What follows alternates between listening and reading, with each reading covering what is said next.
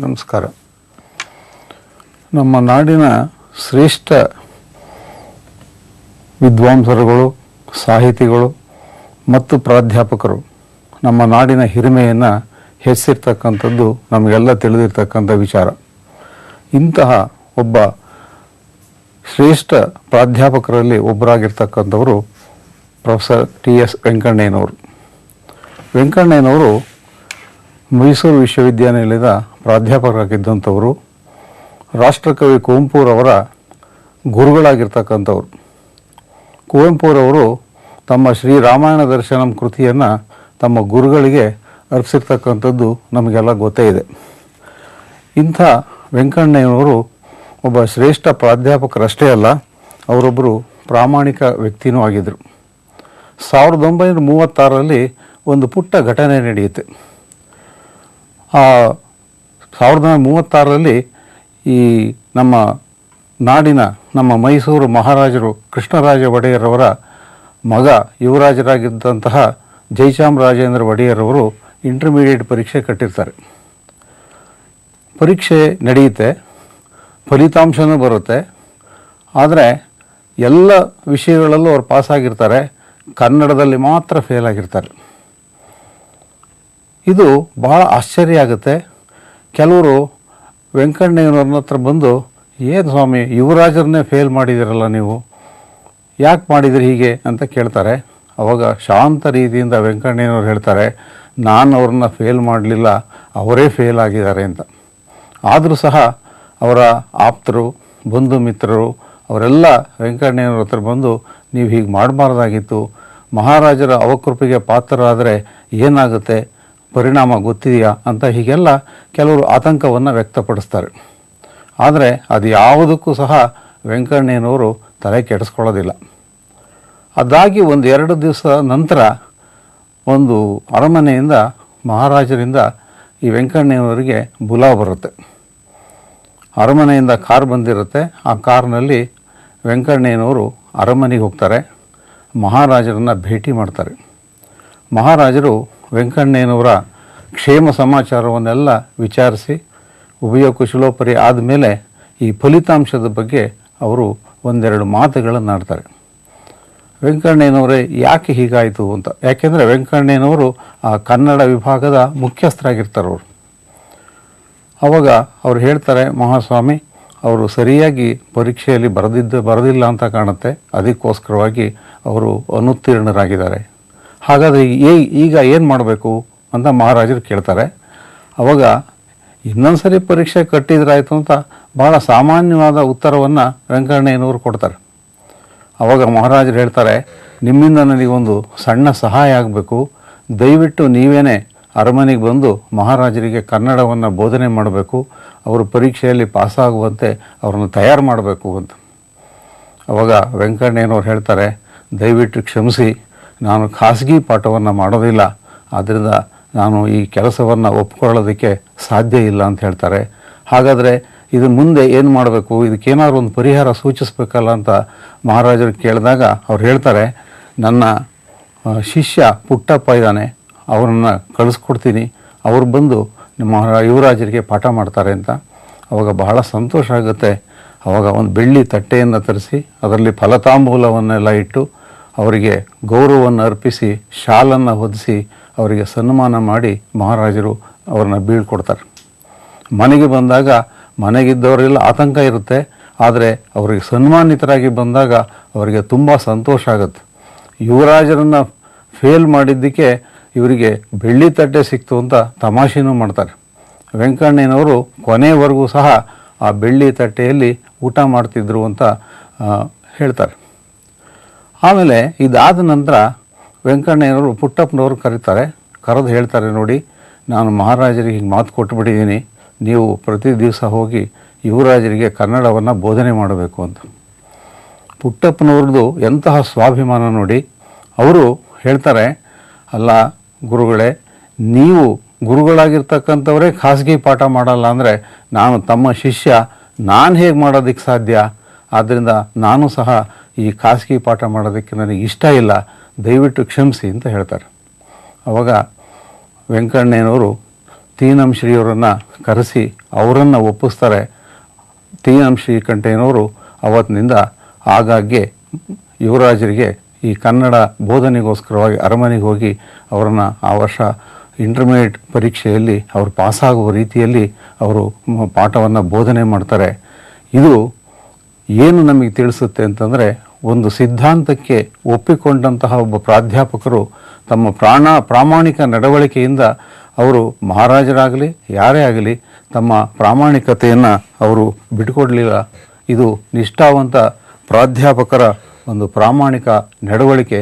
ಇಂತಹ ನಡವಳಿಕೆಯನ್ನು ನಾವು ಅನುಸರಿಸಬೇಕಾಗಿರ್ತಕ್ಕಂಥದ್ದು ಇಂದಿನ ದಿನಗಳಲ್ಲಿ ಅತ್ಯಂತ ಸೂಕ್ತವಾಗಿರ್ತಕ್ಕಂಥದ್ದು ಅಂತ ಹೇಳ್ತಾ ಇವತ್ತಿನ ಈ ಹೆಜ್ಜೆ ಗುರುತು ಕಾರ್ಯಕ್ರಮವನ್ನು ಮುಗಿಸ್ತಾ ಇದ್ದೀನಿ. ನಮಸ್ಕಾರ.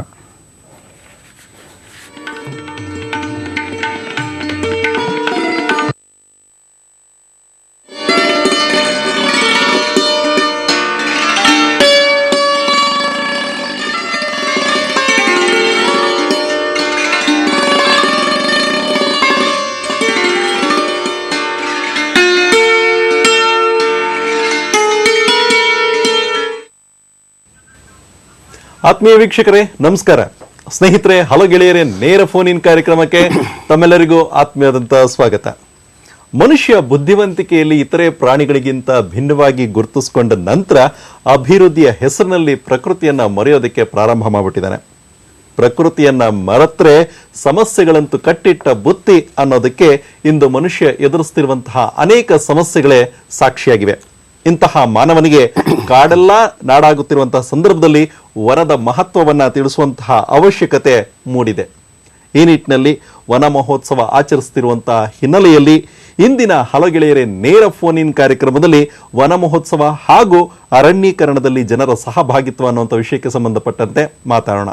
ತಾವು ಕೇಳುವಂತಹ ಪ್ರಶ್ನೆಗಳಿಗೆ ಉತ್ತರವನ್ನು ನೀಡೋದಕ್ಕಾಗಿ ಇಂದು ನಮ್ಮ ಜೊತೆಗಿದ್ದಾರೆ ರಾಜ್ಯ ಜಂಟಿ ಅರಣ್ಯ ಯೋಜನೆ ಮತ್ತು ನಿರ್ವಹಣೆ ಸಮನ್ವಯ ಅಧಿಕಾರಿಗಳಾದಂಥ ಶ್ರೀ ಆರ್ ನಾಗರಾಜ್ ಅವರು. ಅವರಿಗೆ ನಮ್ಮ ದೂರದರ್ಶನದ ಪರವಾಗಿ ಹಾಗೂ ನಮ್ಮೆಲ್ಲ ವೀಕ್ಷಕರ ಪರವಾಗಿ ಕಾರ್ಯಕ್ರಮಕ್ಕೆ ಆತ್ಮೀಯವಾದಂತಹ ಸ್ವಾಗತವನ್ನು ಕೊಡ್ತಾ ಇದ್ದೇನೆ. ನಮಸ್ಕಾರ ನಾಗರಾಜ್ ಅವರೇ. ನಮಸ್ತೆ ಸರ್. ಸ್ನೇಹಿತರೆ, ಇನ್ನು ಕಾರ್ಯಕ್ರಮವನ್ನು ಪ್ರಾರಂಭ ಮಾಡೋದಕ್ಕಿಂತ ಮುನ್ನ ಎಂದಿನಂತೆ ಸೂಚನೆಯನ್ನು ನೀಡೋದಾದರೆ ತಾವು ಕೇಳುವಂತಹ ಪ್ರಶ್ನೆಗಳು ನೇರವಾಗಿರಲಿ, ಸಂಕ್ಷಿಪ್ತವಾಗಿರಲಿ ಹಾಗೂ ಒಬ್ಬರು ಒಂದು ಪ್ರಶ್ನೆಯನ್ನು ಮಾತ್ರ ಕೇಳಿ. ತಾವು ಕೇಳುವಂತಹ ಪ್ರಶ್ನೆಗಳು ಆದಷ್ಟು ಚಿಕ್ಕದಾಗಿರಲಿ, ಜೊತೆಗೆ ಟಿವಿಯ ಧ್ವನಿಯನ್ನ ಆದಷ್ಟು ಕಡಿಮೆ ಮಾಡಿ. ಇನ್ನು ನಿಮ್ಮ ಕರೆಯನ್ನ ತೆಗೆದುಕೊಳ್ಳೋದಕ್ಕಿಂತ ಮುನ್ನ ಪ್ರಶ್ನೆಯನ್ನ ಕೇಳೋದಾದ್ರೆ, ನಾಗರಾಜ್ ಅವರೇ, ಈಗ ವನ ಮಹೋತ್ಸವ ಅಂತ ಪದವನ್ನು ನಾನು ಬಳಸಿದೆ. ಹಾಗಿದ್ರೆ ಈ ವನ ಮಹೋತ್ಸವ ಅಂದ್ರೇನು ಮತ್ತೆ ಯಾವ ಹಿನ್ನೆಲೆಯಲ್ಲಿ ನಾವು ಈ ವನ ಮಹೋತ್ಸವನ ಆಚರಿಸಬೇಕಾಗಿದೆ? ಈಗ ನಮ್ಮ ಸ್ವಾತಂತ್ರ್ಯ ಪೂರ್ವದಲ್ಲಿ ನಾವು ಸಾಕಷ್ಟು ಅರಣ್ಯಗಳನ್ನು ಕಳ್ಕೊಂಡ್ವಿ, ಹಲವಾರು ಕಾರಣಗಳಿಗೆ. 1947 ನಂತರ 47 ನಂತರ ನಮಗೇನು ಸ್ವಾತಂತ್ರ್ಯ ಬಂದ ನಂತರ ಸ್ವಾತಂತ್ರ್ಯ ಜನರು ನಾವೇನು ತಿಳ್ಕೊಂಡು ಸ್ವಾತಂತ್ರ್ಯ ಬಂತು, ಸರ್ಕಾರ ಸ್ವತ್ತುಗಳೆಲ್ಲ ನಮ್ದೇ ಸ್ವತ್ತು ಅಂತೇಳಿ ಸಾಕಷ್ಟು ರೀತಿಯಲ್ಲಿ ಅದನ್ನ ಬಳಸ್ಕೊಂಡ್ವಿ. ಅದರ ರಕ್ಷಣೆ ಮತ್ತು ಅಭಿವೃದ್ಧಿ ಕಡೆ ಗಮನ ಕೊಡದೇನೆ ಬಳಕೆ ಮಾಡ್ಕೊಂಡಿದ್ರಿಂದ ಹೆಚ್ಚಿನ ಪ್ರಮಾಣದಲ್ಲಿ ನಷ್ಟ ಆಗೋಯ್ತು. 1952ನೇ ಇಸ್ವಿಯಲ್ಲಿ ಅಂದಿನ ಕೇಂದ್ರ ಸರ್ಕಾರದ ಕೃಷಿ ಮಂತ್ರಿಗಳಾಗಿದ್ದ ಸನ್ಮಾನ್ಯ ಶ್ರೀ ಮುನ್ಷಿಯವರು, ಡಾಕ್ಟರ್ ಕೆ ಮುನ್ಷಿಯವರು ಈ ವನಮಹೋತ್ಸವ ಅಂತಕ್ಕಂಥ ಒಂದು ಅಭಿಯಾನನ ಜಾರಿಗೆ ತಂದರು. ಇದರ ಮೂಲ ಉದ್ದೇಶ ಏನಪ್ಪಾ ಅಂತಂದ್ರೆ, ಜನರಲ್ಲಿ ಅರಣ್ಯಗಳ ಬಗ್ಗೆ, ಮರಗಿಡಗಳ ಬಗ್ಗೆ ಮಾಹಿತಿ ಮತ್ತೆ ಅವ್ರಿಗೆ ಆ ಒಂದು ಸಂಬಂಧ ಡೆವಲಪ್ ಆಗಲಿ, ವಿದ್ಯಾರ್ಥಿಗಳು ಇದ್ರ ಬಗ್ಗೆ ಮಾಹಿತಿ ನೀಡಲಿ, ಅವ್ರಿಗೆ ಅಭಿರುಚಿ ಬರಲಿ ಅಂತಕ್ಕಂಥ ಒಂದು ಹಿನ್ನೆಲೆಯಲ್ಲಿ ಇದನ್ನ ಪ್ರಾರಂಭ ಮಾಡಿದ್ರು. ಹಾಗಿದ್ರೆ ಈಗ ವನ ಮಹೋತ್ಸವಕ್ಕಾಗಿ ಯಾವ್ಯಾವ ರೀತಿಯಲ್ಲಿ ಚಟುವಟಿಕೆಗಳನ್ನ ಹಮ್ಮಿಕೊಳ್ಳುತ್ತೆ ಅಂತ? ವನಮಹೋತ್ಸವದಲ್ಲಿ ವಿಶೇಷವಾಗಿ ಜನಪ್ರತಿನಿಧಿಗಳು ಅಥವಾ ಹಿರಿಯರು ಹೆಚ್ಚಿನ ತಿಳುವಳಿಕೆ ಹೊಂದರು ಅವ್ರನ್ನ ಕರೆಸ್ಬಿಟ್ಟು ಸಮಾರಂಭಗಳನ್ನು ಮಾಡಿ ಸಾಂಕೇತಿಕವಾಗಿ 1-2 ಗಿಡಗಳನ್ನ ಹಚ್ಚಿಸಿ ಅದರ ಮೂಲಕ ಪ್ರಚಾರವನ್ನು ಕೊಡ್ತಕ್ಕಂಥದ್ದು, ಮಾಹಿತಿಯನ್ನು ನೀಡಿಕೊಡ್ತಕ್ಕಂಥದ್ದು. ಹಾಗೆ ಹೇಳಿ ಹೇಳಿ ಹಾಗೆ ಇಲ್ಲಿ ಮಕ್ಕಳಲ್ಲಿ ವಿದ್ಯಾರ್ಥಿನಿಯಲ್ಲಿ ಇದನ್ನ ಮಾಡೋದಕ್ಕೋಸ್ಕರ ಅವ್ರಿಗೊಂದು ಜಾಥಾ ಮಾಡೋದು, ಅವರ ಸಹಾಯದಿಂದ ಗಿಡಗಳನ್ನ ಹಚ್ಚಿಸ್ತಕ್ಕಂಥದ್ದು, ಮತ್ತೆ ಹಿರಿಯರಿಂದ ಅವ್ರನ್ನ ಕರೆಸ್ಬಿಟ್ಟು ಅವ್ರಿಗೆ ಭಾಷಣ ಕೊಡಿಸ್ತಕ್ಕಂಥದ್ದು ಇತ್ಯಾದಿ ಈ ಚಟುವಟಿಕೆಗಳನ್ನು ಕೂಡ ಕೈಗೊಳ್ಳಲಾಗ್ತಿತ್ತು. ಈಗ ತಾವು ಹೇಳ್ತಾ ಇದ್ರಿ ಏನಂದ್ರೆ ವಿದ್ಯಾರ್ಥಿಗಳಿಗೆ ಚಟುವಟಿಕೆಗಳು ಅಂತ. ಹಾಗಿದ್ರೆ ವಿದ್ಯಾರ್ಥಿಗಳಲ್ಲಿ ಯಾವ ರೀತಿಯಲ್ಲಿ ಚಟುವಟಿಕೆಗಳನ್ನ ಹಮ್ಮಿಕೊಳ್ತಿದ್ರೆ ಏನು ಅಂತಂದ್ರೆ? ವಿದ್ಯಾರ್ಥಿಗಳನ್ನ ಕರ್ಕೊಂಡು ಜಾಥಾ ಮಾಡಿಸೋದು, ಶಾಲೆಯಲ್ಲಿ ಒಂದು ಪೇಂಟಿಂಗ್ ಎಕ್ಸರ್ಸೈಸ್, ಇದು ಕಾಂಪಿಟೇಷನ್, ಎಸ್ಸೆ ಕಾಂಪಿಟೇಷನ್ಸ್, ಸೊ ಇದ್ರ ಬಗ್ಗೆ ಅರಿವು ಮೂಡಿಸ್ತಕ್ಕಂಥ ಮಾಹಿತಿ ನೀಡಿ ಅವ್ರಿಗೆ ಪ್ರೋತ್ಸಾಹ ನೀಡ್ತಕ್ಕಂಥದ್ದು, ಅವರಿಗೆ ಬಹುಮಾನ ಕೊಡ್ತಕ್ಕಂಥದ್ದು ಇತ್ಯಾದಿ ಈ ಥರದ ಕಾರ್ಯಕ್ರಮವನ್ನು ಕೈಗೊಂಡು ಅವರಿಗೆ ಈ ಒಂದು ಮಾಹಿತಿಯನ್ನು ದಾಟಿಸಿ ಅವರು ಮುಂದಿನ ದಿನಗಳಲ್ಲಿ ಗಿಡಗಳನ್ನ ಹಚ್ಚಿ ಬೆಳೆಸಿ ಸಾಕ್ತಕ್ಕಂಥ ಒಂದು ಪ್ರಕ್ರಿಯೆಗೆ ತೊಡಗಿಕೊಳ್ಳಿ ಅಂತಕ್ಕಂಥ ಉದ್ದೇಶದಿಂದ ಇದನ್ನ ಜಾರಿಗೆ ಸರಿ. ಈಗ ನೀವು ಹೇಳ್ತಾ ಇದ್ರೆ ವಿದ್ಯಾರ್ಥಿಗಳಿಗೆಲ್ಲ ಅಂತ ಹೇಳ್ಬಿಟ್ಟು ಈ ಅಭಿಯಾನ ಈಗಲೂ ಕೂಡ ಜಾರಿನಲ್ಲಿ ಇದೆ ಅಂತ ಹೇಳ್ತೀರಾ, ಅಥವಾ ಈ ಅಭಿಯಾನ ಇದ್ರೂ ಕೂಡ ಕೇವಲ ಈ ವನ ಮಹೋತ್ಸವಕ್ಕಷ್ಟೇ ಸೀಮಿತವಾಗಿದೆ ಅಂತ ಏನಾದ್ರು ಹೇಳ್ತೀರಾ?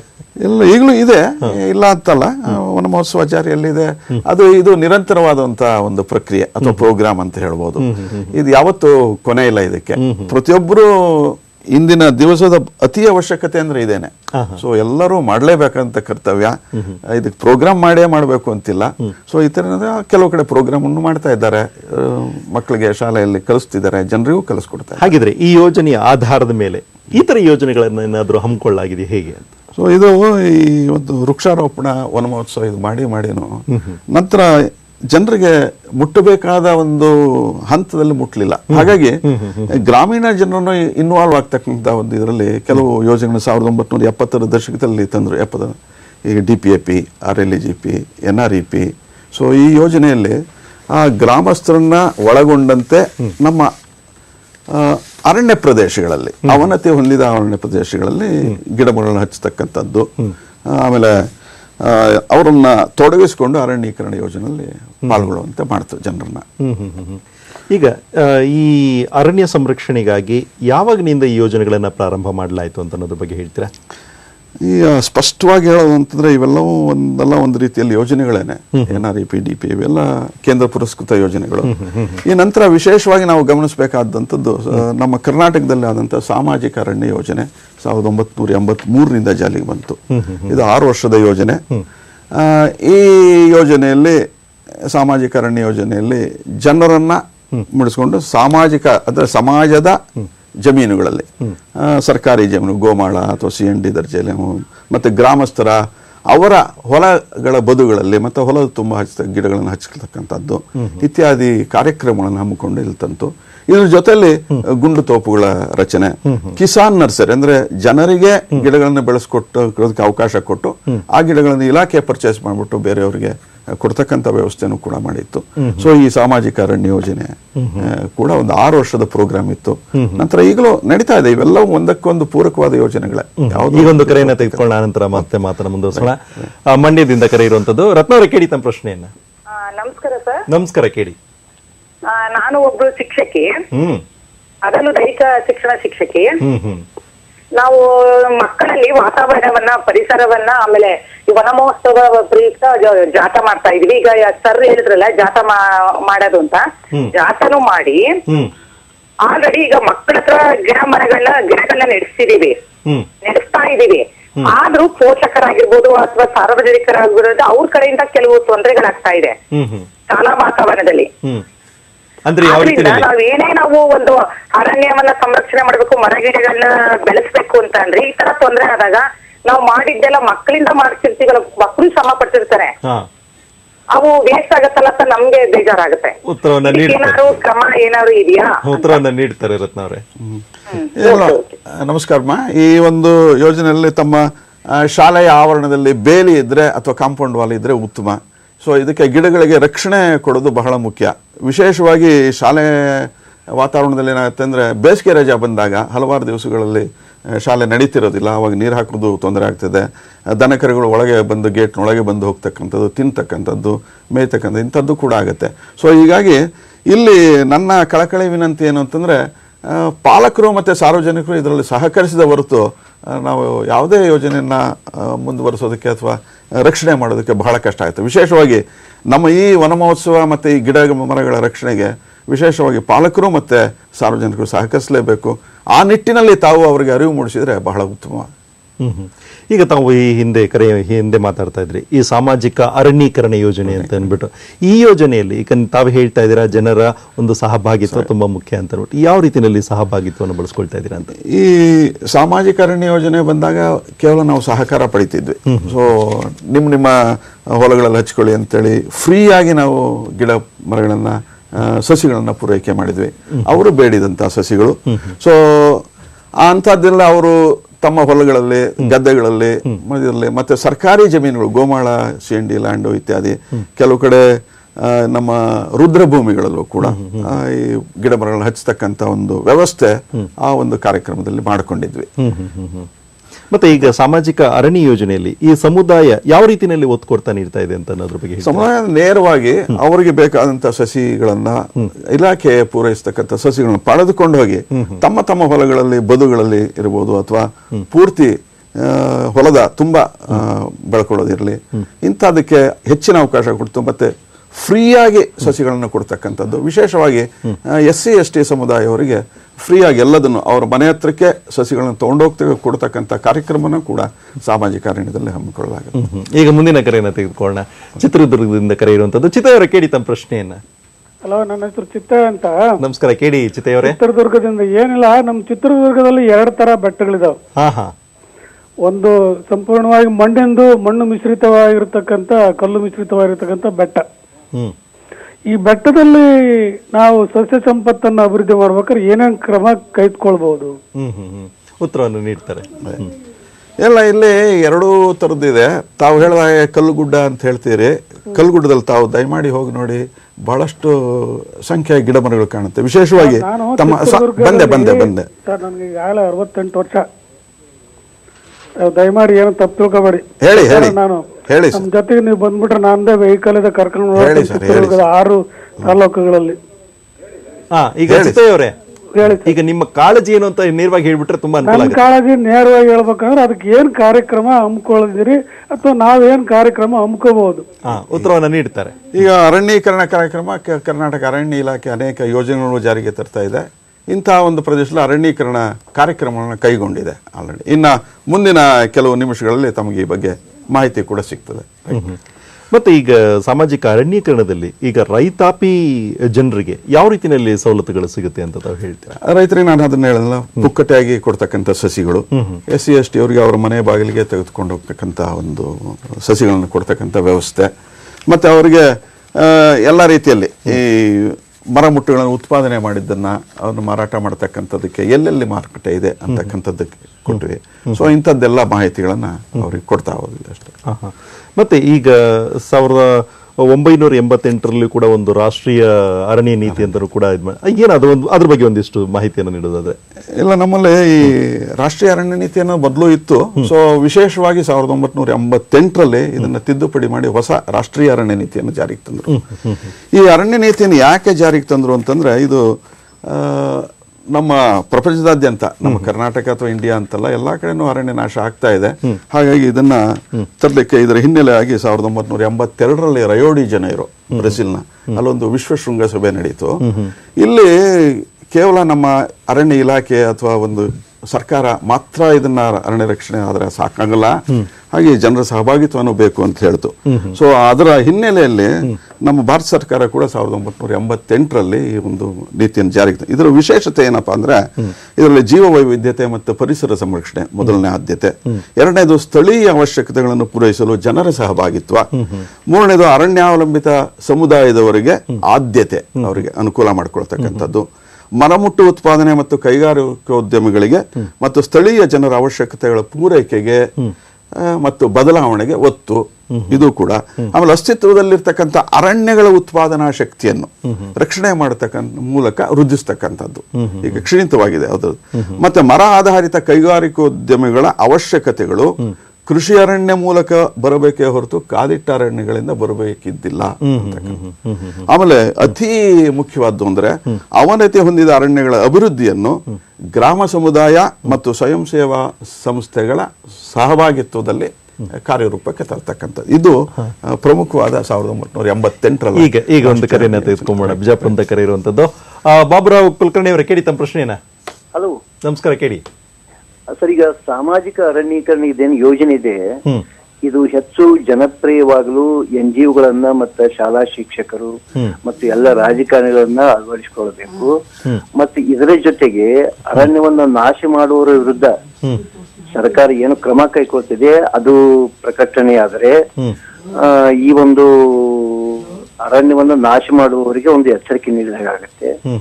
ಈ ದೃಷ್ಟಿಯಲ್ಲಿ ಸರ್ಕಾರ ಹೆಚ್ಚಿನ ಒಂದು ಯಶಸ್ವಿಯಾಗಲು ಮತ್ತು ಕಠಿಣ ಕ್ರಮ ಕೈಗೊಳ್ಳಲು ಮುಂದಾಗುವ ಯೋಜನೆಗಳನ್ನ ತಿಳಿಸ್ತಾ ಇರಬೇಕು. ಬಹಳ ಉತ್ತಮವಾದ ಪ್ರಶ್ನೆ ಸ್ನೇಹಿತರೆ. ಸೊ ಇಲ್ಲಿ ಬಹಳಷ್ಟು ಕಾಯ್ದೆ ಕಾನೂನುಗಳು ಜಾರಿಯಲ್ಲಿದೆ, ಇಲ್ಲ ಅಂತಲ್ಲ. ಇಂಡಿಯನ್ ಫಾರೆಸ್ಟ್ ಆಕ್ಟ್ ಇದೆ, Karnataka forest tree preservation act ಇದೆ.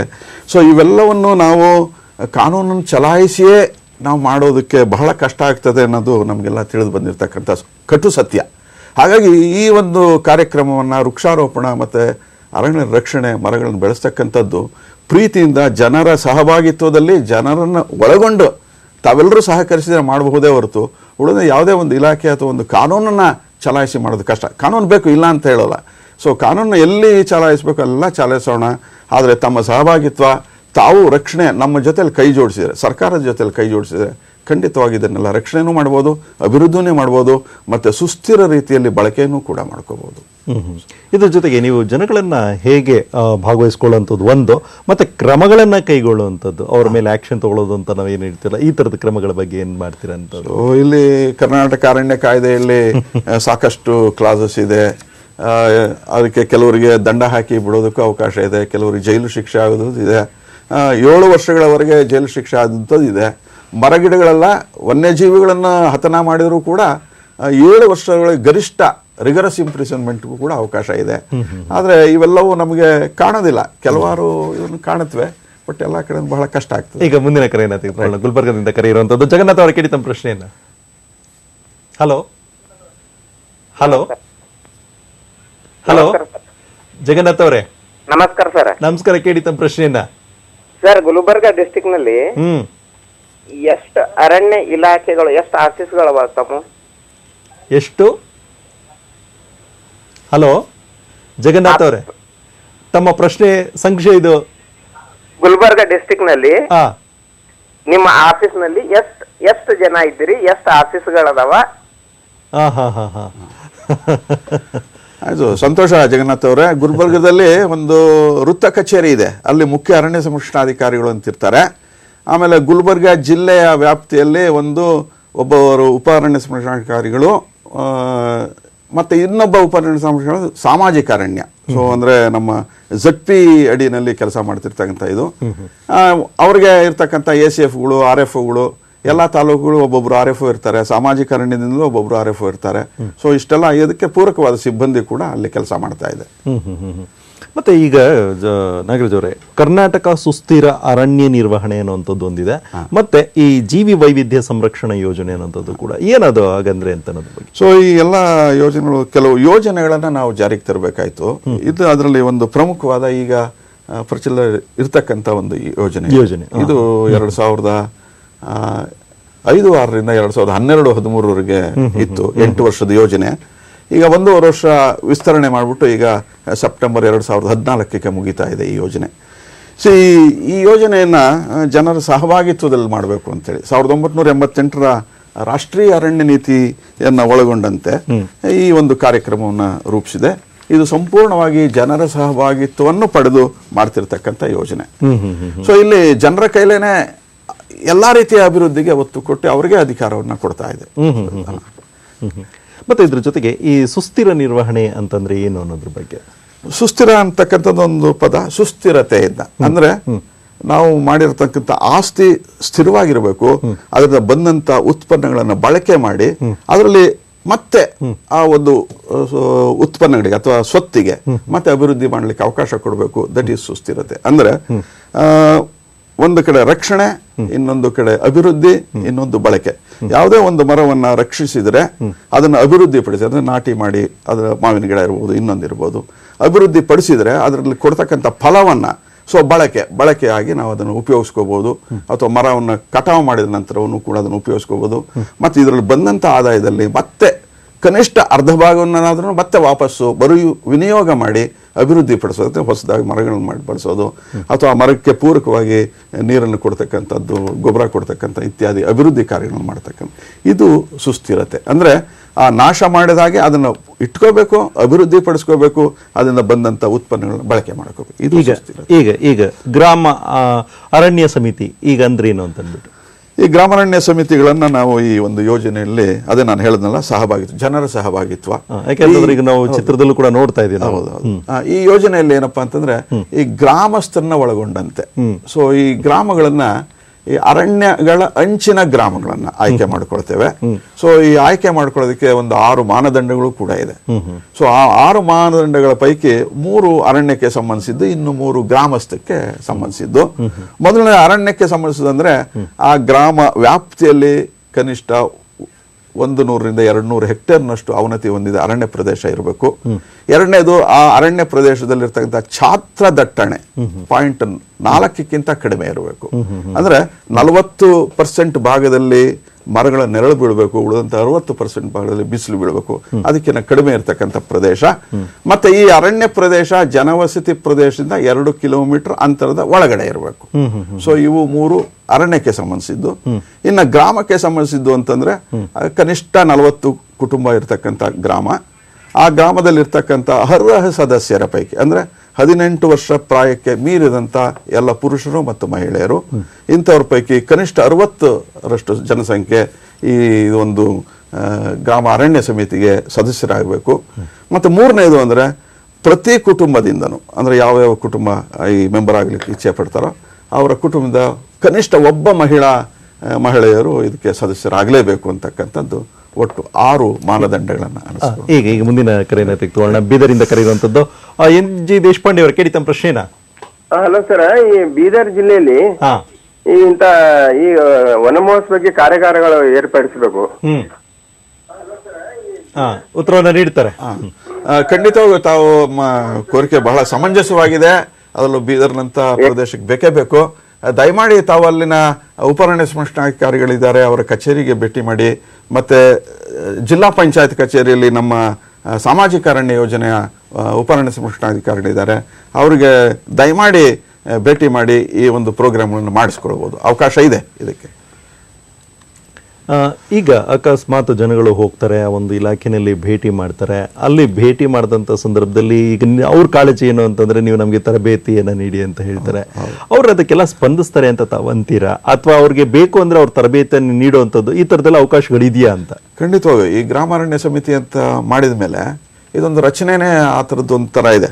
ಸೊ ಇಲ್ಲಿ ಆ ಊರಿನಲ್ಲಿರ್ತಕ್ಕಂಥ ಒಂದು ಗ್ರಾಮಕ್ಕೆ ಹೋಗಿ ಇಂಥ ಈ 6 ಮಾನದಂಡಗಳನ್ನ ಹೋಲಿಕೆ ಆಗ್ತಕ್ಕಂಥ ಗ್ರಾಮಕ್ಕೆ ಹೋಗ್ತೇವೆ. ಅವರಲ್ಲಿ ಜನರಲ್ಲಿ ಮಾತಾಡಿಸ್ತೇವೆ. ನೀವು ಇಂಥ ಒಂದು ಗ್ರಾಮಾರಣ್ಯ ಸಮಿತಿ ರಚನೆ ಮಾಡಿಕೊಂಡ್ರೆ ನೀವು ಒಂದು ಅರಣ್ಯನ ಅಭಿವೃದ್ಧಿ ಮಾಡ್ಕೋಬಹುದು, ಇದನ್ನು ಬಳಸ್ಕೋಬಹುದು. ಮತ್ತು ಅದ್ರಲ್ಲಿ ಬರ್ತಕ್ಕಂಥ ಉತ್ಪನ್ನಗಳಲ್ಲಿ ತಮಗೆ ಪಾಲನ್ನು ಕೊಡಲಿಕ್ಕೂ ಕೂಡ ಸರ್ಕಾರ ಆದೇಶ ನೀಡಿದೆ. 19/6/2002 ಒಂದು ಸರ್ಕಾರಿ ಆದೇಶ, JFPM ಜಂಟಿ ಅರಣ್ಯ ಯೋಜನೆ ಮತ್ತು ನಿರ್ವಹಣೆ ಒಂದು ಸರ್ಕಾರಿ ಆದೇಶದಲ್ಲಿ ಈ ಒಂದು ಕೊಡುಗೆಯನ್ನು ಕೂಡ ಮಾಡಿಕೊಟ್ಟಿದೆ. ಪಾಲನ್ನು ಪಡೀಲಿಕ್ಕೆ ಅವಕಾಶ ಇದೆ. ಸೊ ಇಲ್ಲಿ ಸಮಿತಿಯನ್ನು ರಚನೆ ಮಾಡುವಾಗ ನಾವು ನೇರವಾಗಿ ಎಲ್ಲದೂ ಗೊತ್ತಿದೆ ಅಂತಲ್ಲ, ಈ ಗ್ರಾಮಸ್ಥರಿಗೆ ನಾವು ಅನೇಕ ಮಾಹಿತಿಗಳನ್ನು ಕೊಡಬೇಕು, ಅವ್ರಿಗೆ ಪೂರಕವಾದ ತರಬೇತಿಗಳನ್ನು ಕೊಡಬೇಕು. ಯಾತಕ್ಕೆ ಮಾಡ್ತಿದ್ದಾರೆ ಗ್ರಾಮಾರಣ್ಯ ಸಮಿತಿ, ಯಾವ ಉದ್ದೇಶಕ್ಕೋಸ್ಕರ, ಅವರ ಪಾತ್ರ ಏನು, ಅವರ ಕರ್ತವ್ಯ ಮತ್ತು ಜವಾಬ್ದಾರಿ ಏನು ಈ ಒಂದು ಯೋಜನೆಯಲ್ಲಿ, ಆ ಯಾವ ಕರ್ತವ್ಯ ಮತ್ತೆ ಜವಾಬ್ದಾರಿಯನ್ನು ನಿರ್ವಹಿಸಿದರೆ ಅವ್ರಿಗೆ ಯಾವ ರೀತಿ ಪಾಲು ಸಿಗ್ತದೆ ಅಂತಕ್ಕಂಥ ಅನೇಕ ಮಾಹಿತಿಗಳ ಬಗ್ಗೆ ನಾವು ಅವ್ರಿಗೆ ತರಬೇತಿಯನ್ನು ಕೊಡಬೇಕು. ಮತ್ತೆ ಇದ್ರ ಜೊತೆಲಿ ಇವರು ಸಹಭಾಗಿತ್ವ ಕೊಡ್ತಕ್ಕಂಥದ್ದು ಇಲಾಖೆಯಿಂದ ಸಹಭಾಗಿತ್ವ ಅಂದ್ರೆ ಎಲ್ಲ ರೀತಿಯಲ್ಲೂ ಸಹಭಾಗಿತ್ವ, ಬರೀ ಉತ್ಪನ್ನ ಮಾಡಿ ಅಭಿವೃದ್ಧಿ ಮಾಡೋದಲ್ಲ, ಯೋಜನೆಯನ್ನು ತಯಾರು ಮಾಡಿದ ಹಂತದಿಂದನೂ ಕೂಡ, ಅಂದ್ರೆ ತಮ್ಮ ಅರಣ್ಯ ಪ್ರದೇಶದಲ್ಲಿ ಯಾವ ರೀತಿಯ ಗಿಡಗಳನ್ನ ಹಾಕಬೇಕು, ಎಷ್ಟು ಗಿಡಗಳನ್ನ ಹಾಕಬೇಕು, ಯಾವ ದರ್ಜೆಯ ಗಿಡಗಳನ್ನ ಹಾಕಬೇಕು, ಯಾತಕ್ಕೆ ಹಾಕಬೇಕು, ಅದನ್ನ ಬರ್ತಕ್ಕಂಥ ಉತ್ಪನ್ನಗಳನ್ನು ಯಾವಾಗ ಬರುತ್ತೆ, ಯಾತಕ್ಕೆ ಬರ್ತದೆ, ಎಷ್ಟನ್ನು ನಾವು ಬಳಕೆ ಮಾಡ್ಕೋಬೇಕು, ಆ ಬಂದಂತ ಆದಾಯವನ್ನು ಹೇಗೆ ವಿನಿಯೋಗ ಮಾಡಿಸ್ಬೇಕು, ಯಾವ್ಯಾವ ರೀತಿಯಲ್ಲಿ ವಿನಿಯೋಗ ಮಾಡಬೇಕು ಅಂತಕ್ಕಂಥ ಅನೇಕ ಮಾಹಿತಿಗಳ ಬಗ್ಗೆ ನಾವು ಅವ್ರಿಗೆ ಇನ್ಸಿಟ್ಯೂ ತರಬೇತಿ, ಅಂದ್ರೆ ಗ್ರಾಮ ಮಟ್ಟದಲ್ಲೇ ಹೋಗಿ ತರಬೇತಿ ಕೊಟ್ಟಿದ್ದೇವೆ. ಮತ್ತೆ ಕೆಲವು ಆಯ್ದ ಸದಸ್ಯರಿಗೆ ಹೆಚ್ಚಿನ ತರಬೇತಿಗಾಗಿ ನಮ್ಮ ಅರಣ್ಯ ಇನ್ಸ್ಟಿಟ್ಯೂಟ್ಗಳಲ್ಲಿ, ತರಬೇತಿ ಕೇಂದ್ರಗಳಲ್ಲಿ ಅವರನ್ನ ಕರೆದು ಮಾಹಿತಿಯನ್ನು ನೀಡಿದ್ದೇವೆ. ಕೆಲವರಿಗೆ ಅಧ್ಯಯನ ಪ್ರವಾಸವನ್ನು ಕರ್ಕೊಂಡು ಹೋಗಿದೆ, ಅಂದ್ರೆ ಬೇರೆ ಬೇರೆ ಗ್ರಾಮಗಳಲ್ಲಿ ಗ್ರಾಮಾರಣ್ಯ ಸಮಿತಿ ಹೇಗೆ ನಂತರ ಮತ್ತೆ ಮಾತಾಡೋಣ. ಬಿಡದಿಯಿಂದ ಕರೆ ಇರುವಂತದ್ದು ವೀರಭದ್ರಯ್ಯ ಅವರ. ಕೇಳಿ ತಮ್ಮ ಪ್ರಶ್ನೆ. ಹಲೋ, ನಮಸ್ಕಾರ ಸರ್. ನಮಸ್ಕಾರ. ಕೇಳಿ ವೀರಭದ್ರಯ್ಯ ಬಿಡದಿಯಿಂದ ಸರ್. ಕೇಳಿ ವೀರಭದ್ರಯ್ಯ ಸರ್, ಇದು ಗಿಡ ಮರ ಎಲ್ಲ ವನ ಮಹೋತ್ಸವ ಎಲ್ಲ ಚೆನ್ನಾಗಿ ಆಚರಣೆ ಮಾಡ್ತಾರೆ. ಆದ್ರೆ ತಗೊಂಡೋಗಿ ಹಾಕಿದ್ಮೇಲೆ ಅದ್ರ ಕಡೆ ಗಮನ ಕೊಡೋದಿಲ್ಲ. ಅದಕ್ಕೆಲ್ಲ ನೀರು ಒದಗಿಸ್ಬೇಕಂದ್ರೆ ಅಣೆಕಟ್ಟೆಗಳು ಮತ್ತೆ ಕಾಡಿಂದ ಎಲ್ಲ ಇವಾಗ ಪ್ರಾಣಿಗಳು ಊರಿಗೆ ಬರ್ತಾ ಇದಾವೆ. ಆ ಅಣೆಕಟ್ಟೆಗಳು ಅಭಿವೃದ್ಧಿ ಮಾಡ್ದಿರಾ ಗಿಡ ಹಾಕಿದ್ರೆ ಏನ್ ಬಂತು ಪ್ರಯೋಜನ ಸರ್? ಉತ್ತರವನ್ನು ನೀಡ್ತಾರೆ. ಖಂಡಿತ ಬಹಳ ಅದ್ಭುತವಾದ ಪ್ರಶ್ನೆ ಸ್ನೇಹಿತರೆ. ಈಗ ನಾವು ನೀರು ಯಾಕೆ ಕಡಿಮೆ ಆಗಿದೆ ಅನ್ನೋದು ಕೂಡ ಯೋಚನೆ ಮಾಡಬೇಕು. ನೋಡಿ, ನೀರು ಮತ್ತೆ ಗಾಳಿ, ಶುದ್ಧವಾದ ಗಾಳಿ ಸಿಗಬೇಕು ಅಂತಂದ್ರೆ ಮರಗಳು ಬಹಳ ಹೇರಳವಾಗಿರಬೇಕು. ಮರಗಳಿಂದನೇ ಇದು ಉತ್ಪನ್ನ ಅಂತಕೊಂಡು ಕೂಡ ವಿಜ್ಞಾನಿಗಳು ಹೇಳಿದರೆ, ನಮ್ಮ ಪುರಾಣಗಳಲ್ಲೂ ಕೂಡ ಹೇಳ್ತಾ ಇದೆ. ಸೊ ಹಾಗಾಗಿ ನಾವು ಮರಗಿಡಗಳನ್ನು ನಾಶ ಮಾಡಿಬಿಟ್ಟು ನನಗೆ ನೀರಿಲ್ಲ ಅಂದರೆ ಬಹಳ ಕಷ್ಟ ಆಯ್ತು. ಎರಡನೇದಾಗಿ ತಾವು ಪ್ರಾಣಿ ಪಕ್ಷಿ ಹೇಳಿದ್ರೆ, ನಮ್ಮ ಅರಣ್ಯ ಪ್ರದೇಶದ ಪ್ರಾಣಿಗಳು ಯಾಕೆ ಬರ್ತಿದೆ ಅಂತೇಳಿ, ಯಾಕಂದರೆ ಅಲ್ಲಿ ನಾವು ಆ ಕಾಡನ್ನು ನಾವು ಆಕ್ರಮಿಸ್ಬಿಟ್ಟಿದ್ದೀವಿ ಹಲವಾರು ಯೋಜನೆಗಳಿಗೆ, ಮತ್ತು ನಮ್ಮ ಸ್ವಹಿತಾಸಕ್ತಿಯಿಂದ ನಾವು ಆಕ್ರಮಿಸ್ಕೊಂಡಿದ್ದೀವಿ. ಅವ್ರಿಗೆ ಇಲ್ಲಿ ಆಹಾರ ಸಿಗ್ತಾ ಇಲ್ಲ, ಅವ್ರ ಮನೆ ಗೂಡು ಒಡೆದೋಗ್ತಾ ಇದೆ. ಹಾಗಾಗಿ ನಮ್ಮ ಗೂಡುಗಳಿಗೆ ಅವು ಲಗ್ಗೆ ಇಡ್ತಿದ್ದಾವೆ. ಒಂದನೇದು. ಎರಡನೇದು, ನಾವು ನಮ್ಮ ಅರಣ್ಯಾಭಿವೃದ್ಧಿಯನ್ನು ಅಥವಾ ಗಿಡ ಮರಗಳ ಸಾಂದ್ರತೆಯನ್ನು ಹೆಚ್ಚಿಗೆ ಮಾಡಿಕೊಂಡ ಮುಂದಿನ ದಿನಗಳಲ್ಲಿ ಖಂಡಿತವಾಗೂ ಮಳೆಗಾಲ ಉತ್ತಮವಾಗುತ್ತೆ, ನೀರಿನ ಅಭಿವೃದ್ಧಿ ಆಗ್ತದೆ ಎಲ್ಲವೂ, ಮತ್ತು ಈವನ್ ಗಾಳಿ ಕೂಡ ಶುಭವಾಗುತ್ತೆ. ಈಗ ನಾವು ಬಿಡದೆ ಅಂತಂದರೆ ತಮಗೆ ಅನುಭವ ಇರಬೇಕು, ಈ ಎಷ್ಟು ಕಲುಷಿತವಾದ ಗಾಳಿಯನ್ನು ನಾವು ಸೇವಿಸ್ತಾ ಇದ್ದೇವೆ ಅಂತೇಳಿ. ತಮ್ಮದೇ ಬಿಡದಿಯಲ್ಲಿ ಈಗ ಒಂದು 30-40 ವರ್ಷದಿಂದ ಶುದ್ಧವಾದ ಗಾಳಿ ಸಿಗ್ತಿತ್ತು, ಆದರೆ ಇವತ್ತು ಸಿಗ್ತಾ ಇಲ್ಲ. ಯಾಕಂದರೆ ಮರಗಳ ಸಂಖ್ಯೆ ಬಹಳಷ್ಟು ಕಡಿಮೆ ಆಗಿಬಿಟ್ಟಿದೆ. ಮತ್ತೆ ಈಗ ತಾವು ಗ್ರಾಮ ಅರಣ್ಯ ಸಮಿತಿಗಳ ಬಗ್ಗೆ ತಾವು ಮಾತಾಡ್ತಾ ಇದ್ದೀರಿ. ಅಕಸ್ಮಾತ್ ನಾನು ಸದಸ್ಯ ಆಗಬೇಕು ಅನ್ನೋದಾದ್ರೆ ಯಾರನ್ನ ನೀವು ಸದಸ್ಯರನ್ನಾಗಿ ಮಾಡ್ಕೊಳ್ತೀರಾ? ರೈಟ್. ಈ ಗ್ರಾಮ ಅರಣ್ಯ ಸಮಿತಿಯಲ್ಲಿ ಅಲ್ಲೇ ಒಂದು ರಚನೆ ಮಾಡಿಬಿಟ್ಟು ಯಾರ್ಯಾರು ಮುಂದೆ ಬರ್ತಾರೆ, ಕೆಲವರು ವ್ಯಕ್ತಿಗಳು ಒಮ್ಮೆಗೆ ನಾವು ಎಲ್ಲರನ್ನೂ ಸಂಪರ್ಕ ಮಾಡೋಕ್ಕಾಗಲ್ಲ. ಅಲ್ಲಿರ್ತಕ್ಕಂಥ ಒಂದು 4-6 ಹಿರಿಯರನ್ನ ಅಥವಾ ಹುಡುಗರನ್ನ, ಯುವಕರನ್ನ, ಈ ಬಗ್ಗೆ ಇಂಟ್ರೆಸ್ಟ್ ಇರ್ತಕ್ಕಂಥವ್ರನ್ನ ಒಂದು ಸಮಿತಿಯನ್ನು ಮಾಡ್ತೇವೆ ಸಣ್ಣದಾಗಿ. ನಿಮ್ಮದೇ ಒಂದು ಗ್ರೂಪ್ ಮಾಡ್ಕೊಳ್ರಪ್ಪ. ಸೊ ನೀವು ಗ್ರಾಮದಲ್ಲಿ ಕೂತು ಭಜನಾ ಮಂಡಳಿ ಇರ್ಬೋದು, ಅಥವಾ ದೇವಸ್ಥಾನದಲ್ಲಿರ್ಬೋದು, ಅಥವಾ ಗ್ರಾಮ ಸಭೆ ಇರ್ಬೋದು, ಇನ್ನೊಂದು ಕಡೆ ಈ ಮಾಹಿತಿಗಳನ್ನು ಕೊಟ್ಟು ಇಂಥ ಒಂದು ಯೋಜನೆಯನ್ನು ಗ್ರಾಮ ಅರಣ್ಯ ಸಮಿತಿ ತಂದರೆ ನಿಮ್ಗೆ ಅನುಕೂಲ ಆಗ್ತದೆ ಅಂದ್ಕೊಂಡು. ಸೊ ಈ ಒಂದು ಗ್ರಾಮ ಅರಣ್ಯ ಸಮಿತಿಯಲ್ಲಿ ಆ ಗ್ರಾಮದಲ್ಲಿರ್ತಕ್ಕಂಥ 18 ವರ್ಷದ ಮೀರಿದ ಎಲ್ಲ ಮಹಿಳೆಯರು ಮತ್ತು ಪುರುಷರು ಸದಸ್ಯರ ಅವಕಾಶ ಇದೆ. ಮತ್ತು ಅವರು ಸದಸ್ಯತ್ವ ಶುಲ್ಕವಾಗಿ ₹2 ಪಾವತಿಸಬೇಕು, ಎಲ್ಲರೂ ಮಹಿಳೆಯರು ಮತ್ತು ಇದಕ್ಕೆ ಅವಕಾಶ ಇದೆ. ಈಗ ತಾವು ಅಕಸ್ಮಾತ್ ಇಂತಹ ಸಮಿತಿಗಳಿದೆ, ಆ ಕೆಲಸಗಳು ಹೇಗೆ ಮಾಡ್ತಾ ಇವೆ ಅನ್ನೋಂಥದ್ರ ಬಗ್ಗೆ ಮಾನಿಟರಿಂಗ್ ಏನಾದರೂ ಮಾಡಬೇಕು ಅನ್ನೋದಾದ್ರೆ, ಅಥವಾ ಅದ್ರ ಬಗ್ಗೆ ಪರಿಶೀಲನೆ ಮಾಡಬೇಕು, ಈ ಕೆಲಸಗಳೇನಾದ್ರೂ ಮಾಡುವಂಥದ್ದು ಇದೆಯಾ? ಹೇಗೆ? ಖಂಡಿತವಾಗಿ ಮಾಡ್ತಾ ಇದೀವಿ. ಯಾಕೆಂತಂದ್ರೆ ಕೆಲವು ಟೈಮಲ್ಲಿ ಏನ್ ಅನ್ಸುತ್ತೆ ಅಂತಂದ್ರೆ ಅವರು ನಿಜವಾಗ್ಲೂ ಕಾರ್ಯ ಮಾಡ್ತಿದಾರೋ ಅನ್ನೋಂಥದ್ದು ನಿಮ್ಗೂ ಅನುಮಾನ ಇರುತ್ತೆ. ಅದ್ರ ಜೊತೆಗೆ ಅವರು ಕೂಡ ಕೆಲವು ಸಂದರ್ಭದಲ್ಲಿ ಏನು ಅಂತಂದ್ರೆ ಅಯ್ಯೋ ಪರವಾಗಿಲ್ಲ ಬಿಡಿ ಹೆಂಗೋ ಇದಾಗಿದೆಯಲ್ಲ ಅಂತ ಕೂಡ ಇರಬಹುದು ಇಂಥ ಸಂದರ್ಭಗಳಲ್ಲಿ. ಖಂಡಿತ. ಸೊ ಈ ಗ್ರಾಮಾರಣ್ಯ ಸಮಿತಿಗಳನ್ನ ರಚನೆ ಮಾಡಿದ ಮೇಲೆ ಇಲ್ಲಿ ಅವ್ರದೇ ಗ್ರಾಮದ ಯಾರ್ಯಾರು ನೋಂದಾಯಿತ ವ್ಯಕ್ತಿಗಳಾಗಿದ್ದಾರೆ ಇವರಲ್ಲೇನೆ ಒಂದು ನಿರ್ವಹಣಾ ಸಮಿತಿಯನ್ನ ಒಂದು ರಚನೆ ಮಾಡ್ಕೊಳ್ತಾರೆ. ಇದನ್ನು ಚುನಾವಣೆ ಮೂಲಕ ಮಾಡ್ಕೊಳ್ತಾರೆ. ಸೊ ಚುನಾವಣೆ ಬೇಡ ಅಂತಂದ್ರೆ ಎಲ್ಲ ಸರ್ವಾನುಮತದಿಂದ ಆಯ್ಕೆ ಮಾಡ್ಕೊಳ್ಳಿ. ಇದರಲ್ಲಿ ಒಬ್ರು ಅಧ್ಯಕ್ಷರು, ಇನ್ನು 10 ಜನ ಮೆಂಬರ್ಗಳು ಇರ್ತಾರೆ. ಇದರಲ್ಲಿ 5 ಜನ ಮಹಿಳೆಯರು, ಇನ್ನು 5 ಜನ ಪುರುಷರು. ಸೊ ಇದರಲ್ಲೂ ಕೂಡ ಇದೆ. ಸೊ ಇದರಲ್ಲಿ 2 SC/ST ಸಮುದಾಯದಿಂದ ಬಂದವರು, ಒಬ್ರು ಮಹಿಳೆ, ಒಬ್ರು ಪುರುಷರು, ಇನ್ನೊಬ್ರು ಆರ್ಟಿಸಾನ್ಸ್ ಅಂದ್ರೆ ಅಲ್ಲಿರ್ತಕ್ಕಂಥ ಗ್ರಾಮದ ಅಂಥವ್ರ ಪೈಕಿ 2, ಒಬ್ರು ಮಹಿಳೆ, ಒಬ್ರು ಪುರುಷರು, ಮತ್ತೆ ಭೂರಹಿತರು ಮತ್ತೆ ಕೃಷಿ ಕಾರ್ಮಿಕರು, ಇವ್ರ ಪೈಕಿ 2, ಒಬ್ರು ಮಹಿಳೆ, ಒಬ್ರು ಪುರುಷರು. ಇನ್ನು ಜನರಲ್ ಕ್ಯಾಟಗರಿಯಿಂದ 4 ಜನ, 2 ಮಹಿಳೆಯರು, 2 ಪುರುಷರು, ಹೀಗೆ 10 ಜನ. 4 ಜನ ಪದನಿಮಿತ್ತ ಸದಸ್ಯರಿರ್ತಾರೆ. ಗ್ರಾಮ ಅರಣ್ಯ ಸಮಿತಿ, ಗ್ರಾಮ ಪಂಚಾಯಿತಿಯ ಕಾರ್ಯದರ್ಶಿ ಮತ್ತೆ ಇರ್ತಕ್ಕಂಥದ್ದು. ಮತ್ತೆ ನಮ್ಮ ವಿಶೇಷವಾಗಿ ನಮ್ಮ ಇಲಾಖೆಯ ಉಪ ವಲಯ ಅರಣ್ಯಾಧಿಕಾರಿ ಅಥವಾ SSLC ಪಾಸ್ ಆದಂಥ ಅರಣ್ಯ ರಕ್ಷಕರು ಈ ಒಂದು ಸಮಿತಿಯ ಸೆಕ್ರೆಟರಿಗಳಾಗಿ ಕೆಲಸ ನಿರ್ವಹಿಸ್ತಾರೆ. ಸೊ ಈ ಎಲ್ಲ ಚಟುವಟಿಕೆಗಳನ್ನು ಈ ಗ್ರಾಮಾರಣ್ಯ ಸಮಿತಿ ಮೂಲಕ ಅಲ್ಲಿ ತಗೊಳ್ತಕ್ಕಂಥ ಎಲ್ಲ ಅಭಿವೃದ್ಧಿ ಕಾರ್ಯಗಳಾಗಿರ್ಬೋದು, ಎಲ್ಲದಿರ್ಬೋದು, ಈ ಸಮಿತಿಯೊಂದಿಗೆ ಚರ್ಚೆ ಮಾಡಿ ಏನು ಕಾರ್ಯಕ್ರಮ ರೂಪಿಸ್ಕೊಳ್ಬೇಕು ಅನ್ನೋದಕ್ಕೆ ಒಂದು ಸಮಗ್ರ ನಿರ್ವಹಣಾ ಯೋಜನೆಯನ್ನು 10 ವರ್ಷದ ಅವಧಿಗೆ ತಯಾರು ಮಾಡ್ತಾರೆ. ಎಲ್ಲರೂ ಸೇರಿಕೊಂಡು, ಇಲ್ಲಿ ಇಲಾಖೆ ಒಬ್ಬರೇ ಮಾಡೋದಿಲ್ಲ, ಅವರನ್ನು ಸೇರಿಸ್ಕೊಂಡು ಮಾಡ್ತಾರೆ. ಅವರ ಅನಿಸಿಕೆಗಳನ್ನಲ್ಲಿ ದಾಖಲಿಸ್ಕೊಳ್ತಾರೆ. ಅದೇ ಪ್ರಕಾರ ಪ್ರೋಗ್ರಾಮ್ಗಳು ಮುಂದೆ ಹೋಗುತ್ತೆ. ಸೊ ಇದೆಲ್ಲ ಅಧಿಕಾರವನ್ನು ಅವರಿಗೆ ಕೊಟ್ಟಿದೆ. ಈಗ ಮುಂದಿನ ಕರೆಯನ್ನು ತೆಗೆದುಕೊಳ್ಳೋಣ. ಹುಬ್ಳಿಯಿಂದ ಕರೆ ಇರುವಂತದ್ದು ರಾಜಶೇಖರ್ ಅವರ, ಕೇಳಿ ತಮ್ಮ ಪ್ರಶ್ನೆಯನ್ನ. ಹಲೋ, ಕೇಳಿ ತಮ್ಮ ಪ್ರಶ್ನೆ ಕೇಳಿ. ಹಲೋ ಸರ್, ನಮ್ಮ ಜಮೀನಲ್ಲಿ ಹೊಲ ಇದೆ. ಕೇಳಿ. ಹೊಲ ಇದೆ. ಆ ಹೊಲದಲ್ಲಿರುವಂತ ಒಂದೆರಡು ದೊಡ್ಡ ಮರಗಳಿದ್ವು, ಒಳ್ಳೆ ಮರ, ಸಾಗವಾನಿ ಮರ. ದಯವಿಟ್ಟು ತಮ್ಮ ಟಿವಿ ಧ್ವನಿ ಕಡಿಮೆ ಮಾಡಿ ನೇರವಾಗಿ ಪ್ರಶ್ನೆ ಕೇಳಿ. ಹೌದಾ? ಮರಗಳಿದ್ವು ಸರ್. ಅದು ಆ ಮರಗಳನ್ನ ಒಬ್ರು ಪೊಲೀಸ್ ಡಿಪಾರ್ಟ್ಮೆಂಟ್ ಪೊಲೀಸ್ ಅವ್ರು ಬೇರೆ ಡಿಪಾರ್ಟ್ಮೆಂಟ್ ಅಂದ್ರೆ ಈ ಸೆಕ್ಯೂರಿಟಿ ಪೊಲೀಸ್ ಅವರು CR ಅಂತ ಹೇಳಿ ಅವ್ರು ಬಂದು ಮರಗಳನ್ನ ನಿಂತು ಡ್ರೆಸ್ ಮೇಲೆ ನಿಂತು ಕಡಿಸಿ ಮಂದಿ ಮಾರ್ಕೊಟ್ಟು ಹೋಗ್ಬಿಟ್ಟಿದ್ದಾರೆ. ಅವ್ರು ಯಾವ ರೀತಿ ಕ್ರಮ ಕೈಗೊಳ್ಬೇಕು? ಅಲ್ಲೇ ಸಮೀಪದಲ್ಲೇ ಇದೆ ತುಣಸಿ ಅನ್ನೋ ಒಂದು ವಲಯ ಕಚೇರಿ. ಆ ಕಚೇರಿದವರು ಇದ್ರ ಬಗ್ಗೆ ಗಮನ ಹರಿಸ್ತಾ ಇಲ್ಲ. ಕೇಳಿದ್ರು ನಮ್ಗೇನು ಗೊತ್ತಿಲ್ರಿ, ನಾವೇನ್ ಮಾಡ್ಬೇಕು ಅಂತ ಹೇಳ್ತಾ ಇದ್ದಾರೆ. ಅದಕ್ಕೇನ್ ಮಾಡುದು ಉತ್ತರವನ್ನು ನೀಡ್ತಾರೆ. ಸನ್ಮಾನ್ಯರೇ, ತಮ್ಮ ಹೊಲದಲ್ಲಿರ್ತಕ್ಕಂಥ ಈ ಮರಗಳು ತಮ್ಮದು ಸ್ವಂತ ಸೊತ್ತು ಇದು. ಸೊ ಇದು ಸರ್ಕಾರಿ ಸೊತ್ತಲ್ಲ. ಇದು ಕಳುವಾದಾಗ ತಾವು ತಮ್ಮ ವಸ್ತು ಬೇರೆ ರೀತಿಯಲ್ಲಿ ಕಳುವಾದಾಗ ಏನು ಕ್ರಮ ಕೈಗೊಳ್ತೀರಿ ಅದನ್ನೇ ತಗೊಳ್ಬೇಕು. ಇಲ್ಲೂ ತಾವು ಪೊಲೀಸ್ನಲ್ಲಿ ಕಂಪ್ಲೇಂಟ್ ಕೊಡ್ಬೋದು, ಇಲ್ಲರ ಹತ್ತಿರದ ಅರಣ್ಯಾಧಿಕಾರಿಗಳ ಕಚೇರಿಯಲ್ಲಿ, ತಮ್ಮ ತಾಲೂಕಿನ ವಲಯಾರಣ್ಯಾಧಿಕಾರಿಗಳು ಅವರ ಕಚೇರಿಯಲ್ಲಿ ಇದ್ರ ಬಗ್ಗೆ ಒಂದು ಕಂಪ್ಲೇಂಟ್ ಕೊಡ್ಬೋದು. ಆದರೆ ಇದು ತಮ್ಮ ಖಾಸಗಿ ಸೊತ್ತಿರೋದ್ರಿಂದ ನಮ್ಮ ಅರಣ್ಯಾಧಿಕಾರಿಗಳು ಇಲ್ಲಿ ಕ್ರಮ ತಗೊಳ್ಳೋದು ಕಷ್ಟ ಆಗುತ್ತೆ. ಅದನ್ನು ಪೊಲೀಸ್ ಇಲಾಖೆಗೆ ಕೊಡಬೇಕು. ಆ ನಂತರ ಅದನ್ನು ಅವರು ಆ ಒಂದು ಕೇಸನ್ನು ನಡೆಸ್ಕೊಡ್ತಾರೆ. ಅಕಸ್ಮಾತ್ ಇಂತಹ ಸಂದರ್ಭಗಳೇನಾದ್ರೂ ಬಂತು ಅಂತ ಇಟ್ಕೊಳ್ಳಿ, ಅವ್ರು ನೋಡ್ತಾರೆ, ಅವ್ರು ಯಾರೋ ಏನೋ ಕೆಲಸ ಮಾಡಿದ್ರು ಹೋದ್ರು, ಆದ್ರೂ ಇವ್ರಿಗೆಲ್ಲೋ ಒಂದು ಕಡೆ ನಮಗೆ ನೋಡಿ ಈ ರೀತಿಯಲ್ಲಿ ತೊಂದರೆ ಆಗಿದೆ ಅಂತ ಅನ್ನೋಂಥದ್ದು, ಅಥವಾ ಬೇರೆ ಇನ್ನೆಲ್ಲೋ ಒಂದು ಕಡೆ ಅವ್ರಿಗೆ ಹಕ್ಕಿರುತ್ತಲ್ಲೋ ಆದ್ರೂ ಕಡಿದು ಹೋಗಿರುವಂಥದ್ದು ಇರುತ್ತೆ. ಇದನ್ನ ತಮ್ಮ ಗಮನಕ್ಕೆ ತಂದ್ರೆ ಇದು ಹೇಗೆ ತಾವು ಅದ್ರ ಬಗ್ಗೆ ಕ್ರಮವನ್ನು ಕೈಗೊಳ್ತೀರಾ, ಹೇಗೇನು? ಆಕ್ಚುಲಿ ಇದು ನಾನು ಹೇಳಿದಾಗೆ ಇದು ಪ್ರೈವೇಟ್ ಸೊತ್ತಾಗುತ್ತೆ. ನಮ್ಮ ಇಲಾಖೆ ಗಮನಕ್ಕೆ ಬಂದ್ರೆ ಅಥವಾ ಅಂಥದ್ದು ಕಂಪ್ಲೇಂಟ್ ಬಂದ್ರೆ ಅದ್ರ ಬಗ್ಗೆ ಸ್ವಲ್ಪ ತನಿಖೆ ಮಾಡೋದಕ್ಕೆ ನಾವು ಕ್ರಮ ತಗೊಳ್ತೇವೆ. ಆದ್ರೆ ಪೊಲೀಸ್ನವರು ತಗೊಂಡಷ್ಟು ಕ್ರಮನ ನಾವು ತಗೊಳ್ಳೋದು ಕಷ್ಟ ಆಗ್ತದೆ. ಯಾಕಂದ್ರೆ ನಮ್ಮ ಅರಣ್ಯ ಕ್ಷೇತ್ರದಿಂದ ಕಳುವಾದಂತ ಮಾಲನ್ನ, ಮರ ಇರಲಿ ಇನ್ನೊಂದಿರ್ಲಿ, ಅದನ್ನ ಜಫ್ತ್ ಮಾಡ್ತಕ್ಕಂಥ ಅಧಿಕಾರ ನಮಗಿದೆ. ಆದ್ರೆ ಖಾಸಗಿ ಕ್ಷೇತ್ರದಲ್ಲಿ ಆದಂತದ್ದನ್ನ ಜಫ್ತ್ ಮಾಡೋದಕ್ಕೆ ಕಷ್ಟ ಆಗುತ್ತೆ. ಇರ್ಬೋದು, ಆದ್ರೆ ಕಷ್ಟ ಆಗುತ್ತೆ ಅದನ್ನ ಪ್ರೂವ್ ಮಾಡೋದು. ಅವ್ರದೇ ಅಂತೇಳಿ ಹಾಗೆ ನಮಗೆ ಗೊತ್ತಾಗಬೇಕು ಅನ್ನೋದನ್ನು ಕೂಡ ಕಷ್ಟ ಆಗುತ್ತೆ. ಬಹಳಷ್ಟು ಕಾಯ್ದೆ ಕಾನೂನುಗಳು, ಪರಿಕ್ರಮಗಳು ಇದೆ ಅದರಲ್ಲಿ. ಸೊ ಹಾಗಾಗಿ ನೇರವಾಗಿ ಪೊಲೀಸ್ನವ್ರ ಹತ್ರ ಹೋದ್ರೆ ಬಹಳ ಉತ್ತಮ.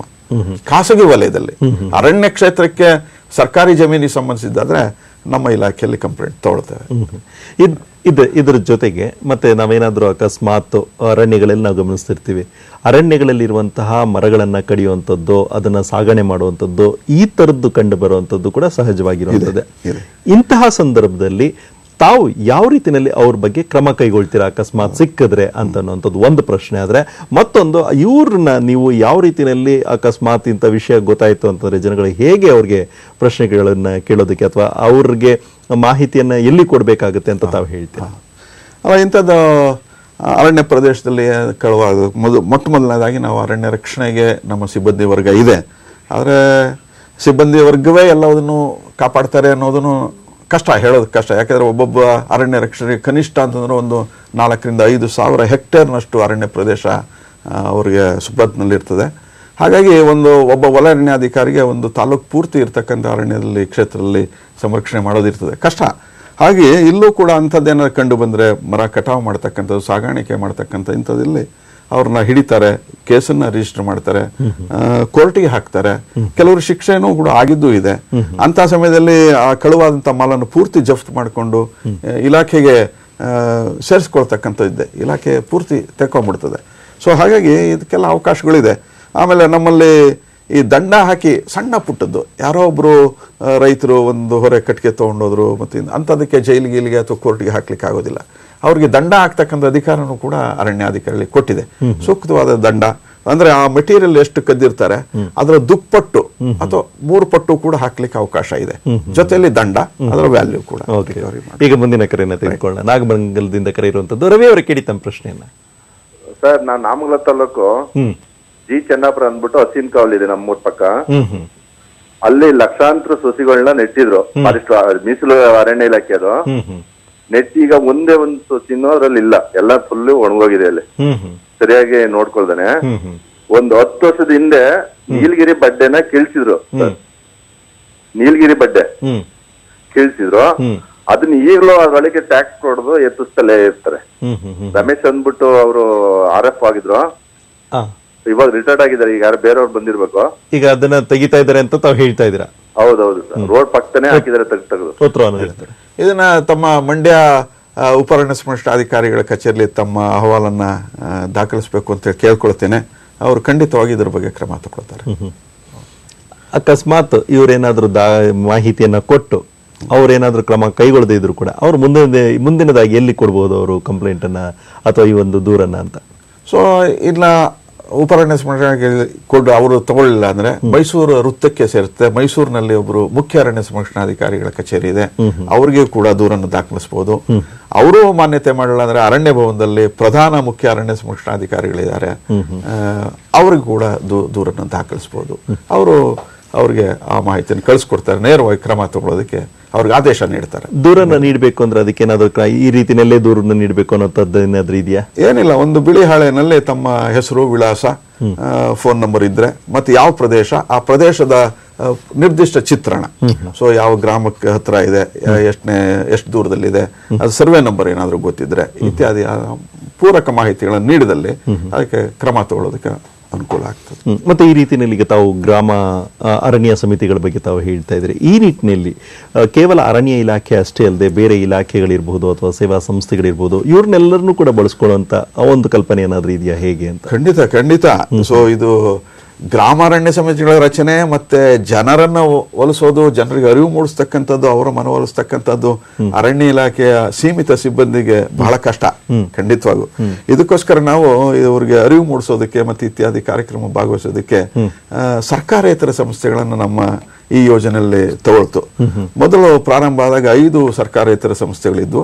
2010 ನಂತರ ಒಬ್ಬ ಸರ್ಕಾರೇತರ ಸಂಸ್ಥೆ ಹಿಂತೆಗೀತು. ನಂತರ ಈಗ 4 ಸರ್ಕಾರೇತರ ಸಂಸ್ಥೆಗಳು ಕೆಲಸ ಮಾಡ್ತಿದೆ. ಸೊ ಇವರ ಏನು ಕಾರ್ಯಕ್ರಮಗಳು ಅಂದ್ರೆ ಈ ಜನರಿಗೆ ಅರಿವು ಮೂಡಿಸ್ತಕ್ಕಂಥದ್ದು, ಟ್ರೈನಿಂಗ್ ಕೊಡ್ತಕ್ಕಂಥದ್ದು ನಮ್ಮ ಇಲಾಖೆ ಜೊತೆಯಲ್ಲಿ. ಯಾಕಂದ್ರೆ ಇವ್ರಿಗೆ ನಾವು ಸೇವಾ ಶುಲ್ಕವನ್ನು ಪಾವತಿಸುತ್ತೆ ಇಲಾಖೆ, ಇದು ಪ್ರಾಜೆಕ್ಟ್ ವತಿಯಿಂದ.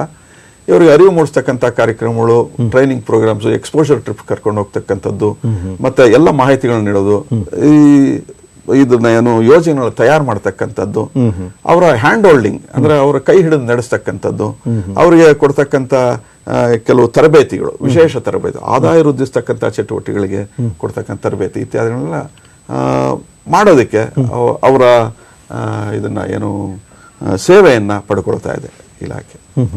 ಮುಂದಿನ ಕರೆಯನ್ನ ತೆಗೆದುಕೊಳ್ಳೋಣ. ಹಾಸನಿಂದ ಕರೆ ಇರುವಂತದ್ದು ಚಂದ್ರಪ್ಪ ಅವರು. ಕೇಳಿ ತಮ್ಮ ಪ್ರಶ್ನೆಯನ್ನ. Hello sir. ಕೇಳಿ ತಮ್ಮ ಪ್ರಶ್ನೆ ಕೇಳಿ ಸರ್. ಈಗ ಇಲ್ಲಿ ನಮ್ಮಲ್ಲಿ ಫಾರೆಸ್ಟ್ ಇದೆ, ಹಾ, ರೆಗ್ಯುಲರ್ ಫಾರೆಸ್ಟ್. ಅದ್ರೊಳಗಿಂದ ಬಂದು ನೈಟ್ ಎಲ್ಲ ಕಾಡಂದಿಗಳು ಬಾರಿ ಲೂಟಿ ಮಾಡ್ತಾವೆ. ನಾವು ಹೊಡೆದ್ರೆ ಫಾರೆಸ್ಟ್ ಅವರೆಲ್ಲ ಗಲಾಟೆ ಮಾಡ್ತಾರೆ. ನೈಟ್ ಕಾಯೋದು ಎಷ್ಟೊತ್ತಲ್ಲಿ ಬರುತ್ತೆ ಏನೋ ಗೊತ್ತಾಗಲ್ಲ. ತುಂಬಾ ಬಹಳ ನುಕ್ಸಾನ ಮಾಡ್ತಾ ಇದಾವೆ ಕೋರಂಗ ಸುತ್ತಮುತ್ತ. ಇಲ್ಲಿ ಉತ್ತರವನ್ನ ನೀಡ್ತಾರೆ ಚಂದ್ರಪ್ಪ ಅವರೇ. ಅದು ಕಾಡಹಂದಿ. ಸೊ ಈ ಕಾಡಹಂದಿಗಳ ಸಮಸ್ಯೆ ತಾವು ಹೇಳಿದಾಗ ಬಹಳ ಕನ್ಯಾಕುಮಾರಿಯಿಂದ ಕಾಶ್ಮೀರದವರೆಗೂ ಇದೆ, ಎಲ್ಲೋ ಬಿಟ್ಟಿಲ್ಲ ಇದು. ಸೊ ಇಲ್ಲಿ ನೋಡಿ ಕಾಡಹಂದಿಗಳ ಸಂಖ್ಯೆ ಹೇಗೆ ಹೆಚ್ಚಾಗಿದೆ ಅಂತೇಳಿ. ನಾವು ಇದು ಬಂದ ಹುಲಿ ಮತ್ತೆ ಚಿರತೆನೆಲ್ಲ ಕೊಂದು ಹಾಕ್ತಾ ಇದೀವಿ. ಅವ್ರು ಬಂದ್ರೆ ಇದು ಈ ಚಿರತೆಗಳು ಇದರ ಬಹಳ ವಿಶೇಷವಾಗಿ ಬೇಕಾದಂತ ಆಹಾರ ಇದು ಕಾಡಂದಿ. ಎಲ್ಲೆಲ್ಲಿ ಚಿರತೆಗಳ ಸಂಖ್ಯೆ ಜಾಸ್ತಿ ಇದೆ ಅಲ್ಲಿ ಕಾಡಂದಿಗಳ ಸಂಖ್ಯೆ ಬಹಳಷ್ಟು ಕಡಿಮೆ ಆಗಿದೆ. ಸೊ ಅದರ ಪ್ರಮುಖವಾದ ಆಹಾರ. ಸೊ ಚಿರತೆಗಳು ಬಂದ್ರೆ ಅವನ್ನ ಸಾಯಿಸೋದಕ್ಕೆ ಹೋಗ್ಬೇಡಿ, ದಯಮಾಡಿ ಅವನ್ ಬಿಡಿ. ನೋಡಿ, ಚಿರತೆ ಅಥವಾ ಹುಲಿ ಅಥವಾ ಸಿಂಹ ಅಥವಾ ಆನೆ, ಯಾವುದೇ ಪ್ರಾಣಿ ಇರಲಿ, ಯಾವುದೇ ವನ್ಯಮೃಗ ಇರಲಿ, ನಮಗೆ ಅವುಗಳ ಬಗ್ಗೆ ಎಷ್ಟು ಹೆದರಿಕೆ ಇದೆ ಅದರ 10ರಷ್ಟು ಹೆದರಿಕೆ ಅವುಗಳಿಗೆ ನಮ್ಮ ಬಗ್ಗೆ ಇದೆ.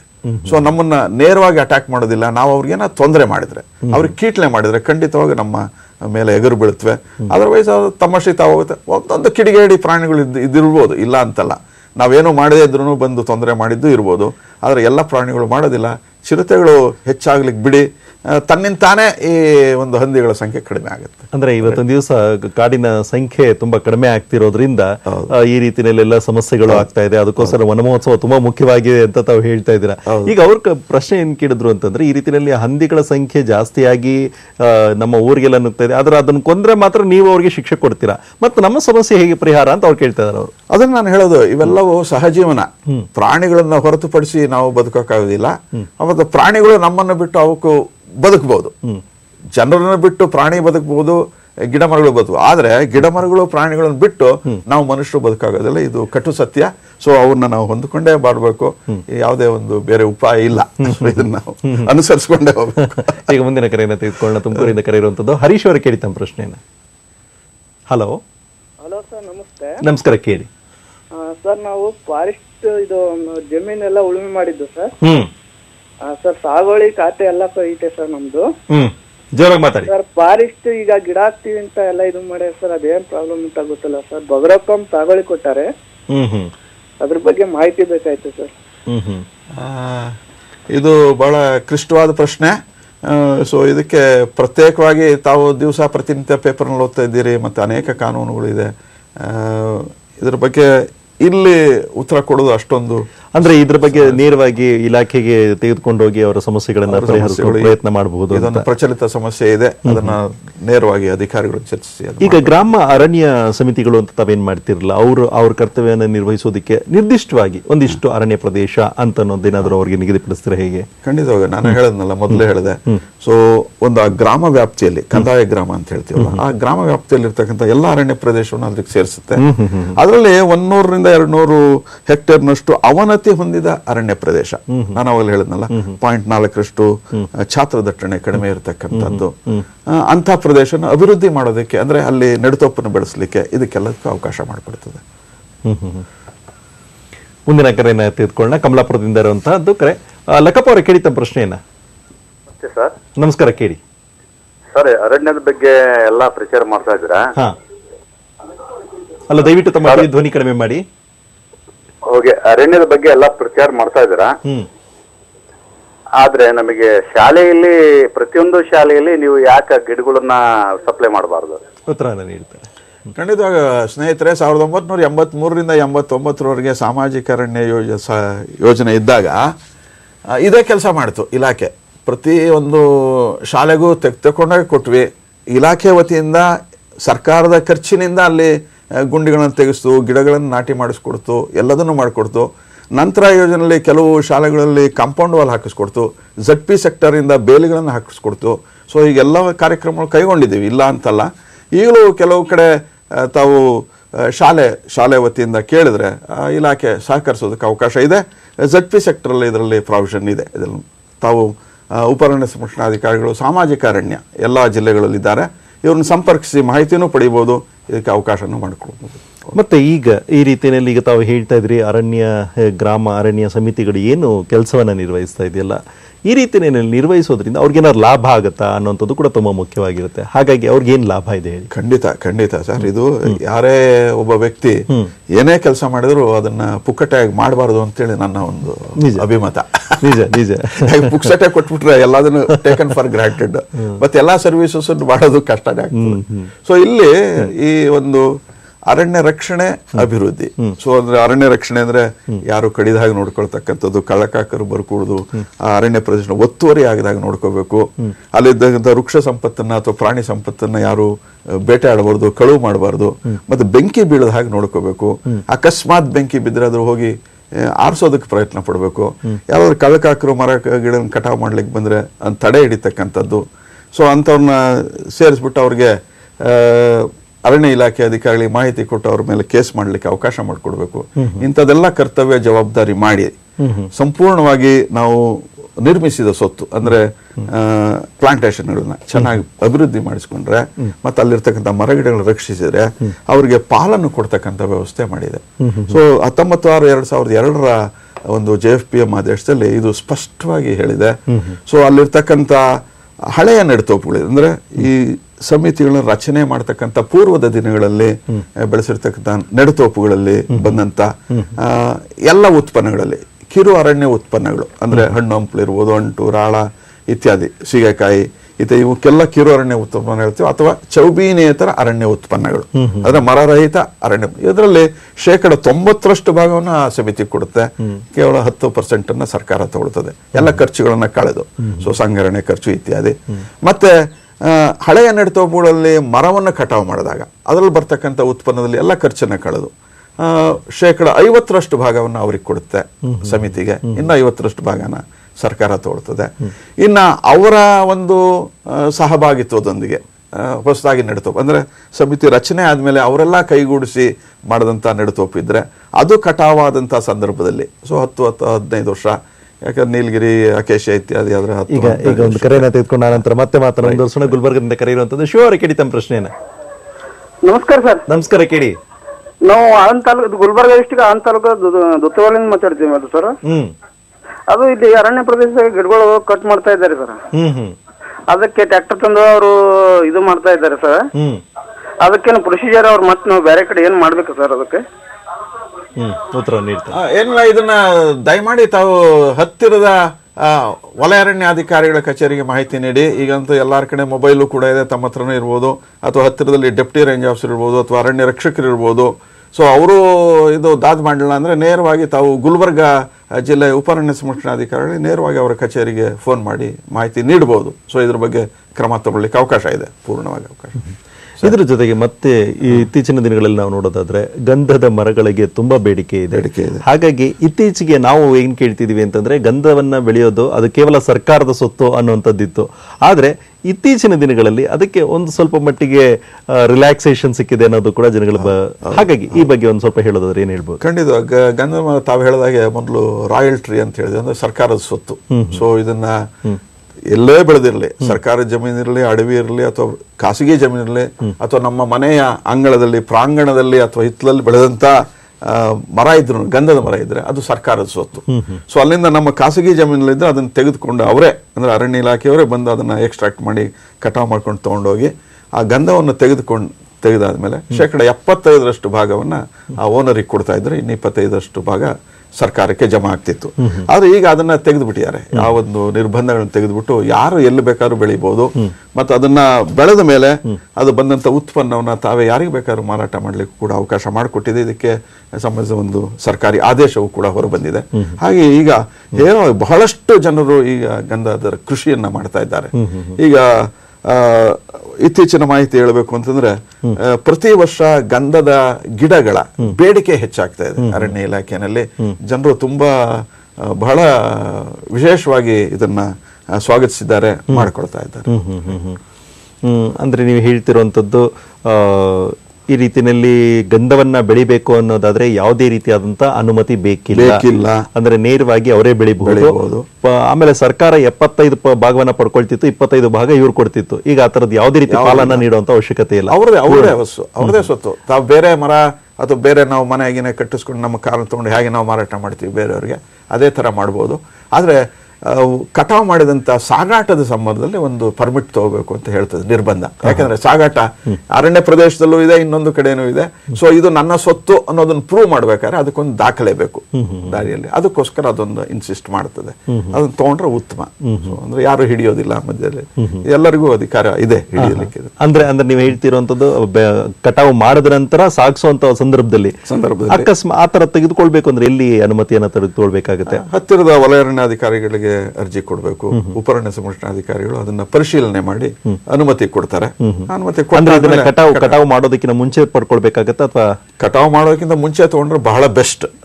ಕೆಲವು ಸಲ ಕಟಾವು ಮಾಡಿದ ಮೇಲೆ ಮತ್ತೆ ಸಾಕಷ್ಟು ಪ್ರಶ್ನೆಗಳು ಬರ್ತವೆ. ನೀವೆಲ್ಲಿಂದ ತಂದ್ರಿ, ಹ್ಯಾಕ್ ತಂದ್ರಿ, ಇದೆ ಅಂತ ಹ್ಯಾಕ್ ಪ್ರೂವ್ ಮಾಡಿದ್ರಿ ಅಂತಕ್ಕಂಥ ಎಲ್ಲ ಬರ್ತದೆ. ಅದೇ ಕಟಾವಿಗಿಂತ ಮುಂಚೆನೆ ಈ ಎಲ್ಲ ಮಾಹಿತಿಗಳನ್ನು ಕೊಟ್ಟರೆ ಸುಲಭವಾಗಿ ಕೊಡ್ತಾರೆ, ಏನಂತ ಕಷ್ಟವಾಗಿಲ್ಲ. ಸೊ ಅರಣ್ಯ ಪ್ರದೇಶದಲ್ಲಿ ಮತ್ತೆ ಅಥವಾ ಅರಣ್ಯಕ್ಕೆ ಹೊಂದಿಕೊಂಡಂತ ಕೃಷಿ ಜಮೀನುಗಳಿದ್ರೆ ಅಲ್ಲಿ ಹೆಚ್ಚಿನ ಮುತುವರ್ಜಿ ವಹಿಸ್ತಾರೆ. ಯಾಕಂದ್ರೆ ಆ ಲೈನು ಸರ್ವೆ ಲೈನ್ ಅಲ್ಲಿ ಈಚೆ ಬಂತ ಆಚೆ ಬಂತ. ಈಗ ಮುಂದಿನ ಕರೆಯನ್ನು ತೆಗೆದುಕೊಳ್ಳ ಕೊಡಗಿನಿಂದ ಕರೆಯುವಂಥದ್ದು ಪ್ರದೀಪ್ ಅವರ ಕೇಳಿದ ಪ್ರಶ್ನೆಯನ್ನು ಕೇಳಿ ಪ್ರಶ್ನೆಯನ್ನು ಕೇಳಿ. ಪ್ರಶ್ನೆ, ನನ್ನ ಜಮೀನಲ್ಲಿ ಒಂದು 25-30 ಇದಿದೆ ಬೀಟಿ ಮರ ಪ್ಲಸ್ ತ್ಯಾಗದ ಮರ ಇದೆ. ಅದರಲ್ಲಿ ಏನಾಗುತ್ತೆ ಅಂದ್ರೆ ನಾವು ಡಿಕ್ಲರೇಷನ್ ಕೊಟ್ಟು ಅದು ನಮ್ಮ ಸ್ವಂತ ಬೋನಾಫೈಡ್ ಯೂಸ್ ಬೇಕು, ಮಾರಾಟಕ್ಕೆ ಬೇಕು ಅಂತ ಫಾರೆಸ್ಟ್ ಡಿಪಾರ್ಟ್ಮೆಂಟ್ಗೆ ಅರ್ಜಿ ಕೊಟ್ರೆ ಅವ್ರು ಹೇಳ್ತಾರೆ ಅದು ಸರ್ವೆ ಮಾಡಿಸಿ ಮಾಲ್ಗೆ ಕಟ್ಟಿದ್ರೆ ನಿಮಗೆ ಕೊಡ್ತೀವಿ, ಮಾಲ್ಗೆ ಕಟ್ತೇ ಹೋದ್ರೆ ನೀವು ಕಟ್ ಮಾಡಿ ತಂದು ಡಿಪೋಗೆ ಹಾಕಬೇಕು, ಅದು ಗೌರ್ಮೆಂಟ್ ಸತ್ತು ಅಂತಾರೆ. ಹೌದು, ತಮ್ಮ ಪ್ರಶ್ನೆ ಚೆನ್ನಾಗಿದೆ. ಇದು ನಾನು ಅದನ್ನೇ ಹೇಳ್ತೀನಿ. ಮತ್ತೆ ತಮ್ಮ ಕೃಷಿ ಜಮೀನು ಅರಣ್ಯಕ್ಕೆ ಹೊಂದಿಕೊಂಡಂತ ಇದ್ರೆ ಇಂಥದೆಲ್ಲ ಬರ್ತದೆ, ಪೂರಕ ದಾಖಲೆಗಳು ಬೇಕಾಗುತ್ತೆ. ಮತ್ತೆ ಈಗಿರ್ತಕ್ಕಂಥ ಪ್ರಚಲಿತ ಕಾನೂನಿನಲ್ಲಿ ತಮ್ಮ ಯಾವುದೇ ಜಮೀನಿನಲ್ಲಿ ಸಾಗವಾನಿ ಇತ್ಯಾದಿ ಇದ್ರೆ ಇದಕ್ಕೆ ಪರ್ಮಿಷನ್ ತಗೋಬೇಕು. ಕೆಲವು ಸಲ ಈ ಒಂದು ಮಲೆನಾಡಿನ ಭಾಗಗಳಲ್ಲಿ ಈ ಜಮೀನನ್ನ ದರ್ಖಾಸ್ತು ಅಂತ ಕೊಡ್ತಿದ್ರು. ಅವಾಗ ಈ ದರ್ಖಾಸ್ತು ಕೊಟ್ಟಾಗ ಆ ಒಂದು ಜಮೀನುಗಳಲ್ಲಿ ಕೆಲವು ಮರಗಳು ಇದ್ದವನ್ನ ಅಲ್ಲೇ ಬಿಟ್ಟಿದ್ರು, ಅವ್ರನ್ನ ಕಡಿಲಿಲ್ಲ ಅಥವಾ ಹಾಳು ಮಾಡಲಿಲ್ಲ. ಸೊ ಈಗ ಅದನ್ನ ಬೆಳೆದ ನಂತರ ತಾವು ಪ್ರೊಟೆಕ್ಷನ್ ಮಾಡಿದಿರಿ, ಇಲ್ಲ ಅಂತಲ್ಲ. ಸೊ ಅದಕ್ಕೆ ಪುರಾವೆಯಾಗಿ ದಾಖಲೆಗಳು ಬೇಕಾಗುತ್ತೆ. ಸೊ ಅದು ಕೊಟ್ಟರೆ ಅದೇನೋ ಒಂದು ಇಲಾಖೆಯಲ್ಲಿ ಒಂದು ಸ್ವಲ್ಪ ಹಣವನ್ನು ಸರ್ಕಾರಕ್ಕೆ ತುಂಬಬೇಕಾಗತ್ತೆ. ಅಲ್ಲಿ ಉಳಿದಂಥದ್ದು ಅವರು ತಗೊಳ್ಳಿಕ್ಕೆ ಅವಕಾಶ ಇದೆ. ಹಾಗಾಗಿ ಈ ಎಲ್ಲ ದಾಖಲೆಯನ್ನು ಕೇಳ್ತಾರೆ, ಇದನ್ನ ಕೊಡಬೇಕಾದ್ದು ತಮ್ಮ ಕರ್ತವ್ಯ ಇದೆ. ಯಾಕಂದ್ರೆ ನೋಡಿ, ಇದೇ ಥರದ ಮರಗಳು ಬೇರೆ ಕಡೆನೇ ಇರ್ಬೋದು, ಅಲ್ಲಿಂದ ಕದ್ದು ಸಾಗಾಟ ಮಾಡ್ತಕ್ಕಂಥ ಅವಶ್ಯ ಇದು ಇರ್ತದೆ. ಆದ್ದರಿಂದ ಇದು ಉದಾಹರಣೆಗೆ ನಂದು ಇನ್ನೂ ಸಿಂಪಲ್ ಆಗಿ ವಿವರಿಸ್ಬೇಕು ಅಂದರೆ, ನಂದೀಗ ಒಂದು ಕಾರೋ ಮೋಟರ್ ಸೈಕಲ್ ಇದೆ. ಇದಕ್ಕೆ ಯಾರು ಬೇಕಾದ್ರೂ ಹೇಳ್ಬೋದು ಇದು ನನ್ನ ಕಾರು, ಇದು ನನ್ನ ಮೋಡ. ಆದರೆ ನನಗೆ RC ಅನ್ನೋದೊಂದು ದಾಖಲೆ ಇದೆ ಸಾರಿಗೆ ಇಲಾಖೆಯವರು, ಅದನ್ನು ತೋರಿಸ್ಬಿಟ್ರೆ ಆಯಿತು ಅಷ್ಟೇ, ಇದು ನಂದೇ ಅಂತೇಳಿ ಹೇಳೋದಕ್ಕೆ ಅವಕಾಶ ಆಗ್ತದೆ. ಹಾಗೆ ನನ್ನ ಜಮೀನು ನಂದೇ ಅಂತ ಹೇಳೋದು ಕಂದಾಯ ಇಲಾಖೆಯವರು ಒಂದು ಪತ್ರವನ್ನು ಕೊಟ್ಟಿರ್ತಾರೆ. ಸೊ ಹೀಗೆ ಇಲ್ಲಿ ತಮ್ಮದೇ ಮರ ಅನ್ನೋದನ್ನ ಪ್ರೂವ್ ಮಾಡೋದಕ್ಕೆ ಈ ದಾಖಲೆಗಳು ಬೇಕಾಗತ್ತೆ. ಮತ್ತೆ ಇದ್ರ ಜೊತೆಗೆ ಬಯೋಮಾಸ್ ಅನ್ನೋಂಥ ಪದವನ್ನು ಕೂಡ ನಾವು ಕೇಳ್ತಿರ್ತೀವಿ. ಹಾಗಂದ್ರೆ ಏನು ಅಂತ ಅನ್ನೋದ್ರ ಬಗ್ಗೆ. ಈ ಬಯೋಮಾಸ್ ಅಂದ್ರೆ ಏನಿಲ್ಲ, ಮರದ ಟೊಂಗೆಗಳು, ಎಲೆ, ಅದೆಲ್ಲ ಬಂದಂತ ಕೆಳಗೆ ಬಿದ್ದಂತ ಉತ್ಪನ್ನಗಳು. ಇದರಿಂದ ಈಗ ಯಾಕೆಂತಂದ್ರೆ ನಾವು ಈ ಗ್ರಾಮ ಅರಣ್ಯ ಸಮಿತಿಗಳ ಬಗ್ಗೆ ನಾವು ಮಾತಾಡ್ಬೇಕಾದ್ರೆ ಇದು ಹೇಗೆ ಜನಗಳಿಗೆ ಅನುಕೂಲ ಆಗುತ್ತೆ ಅನ್ನೋಂಥದ್ದು. ಇಲ್ಲಿ ನಮ್ದು ಈವರೆಗೂ ಒಂದು ಸಮೀಕ್ಷೆ ಪ್ರಕಾರ ಭಾರತದಲ್ಲಿ ಸುಮಾರು 35% ಜನಸಂಖ್ಯೆ ಇನ್ನೂ ಉರುವಲನ್ನು ಉಪಯೋಗಿಸ್ತಾ ಇದೆ ಅಡಿಗೆ ಮಾಡೋದಕ್ಕೆ, ನೀರನ್ನು ಕಾಯಿಸ್ಲಿಕ್ಕೆ ಇತ್ಯಾದಿ. ಸೊ ನಮ್ಮ ಗ್ರಾಮ ಪ್ರದೇಶದಲ್ಲೂ ಕೂಡ ಹೀಗೆ ನಾವು ಬೇರೆ ಬೇರೆ ಸುಧಾರಿತ ಒಲೆಗಳು, ಮತ್ತೆ ಸೌರಶಕ್ತಿ, ವಿದ್ಯುತ್ ಶಕ್ತಿ, ಸೀಮೆ ಎಣ್ಣೆ, LPG ಗ್ಯಾಸ್ ಇತ್ಯಾದಿ ಏನೇ ಮಾಡ್ಕೊಂಡ್ರು ಕೂಡ.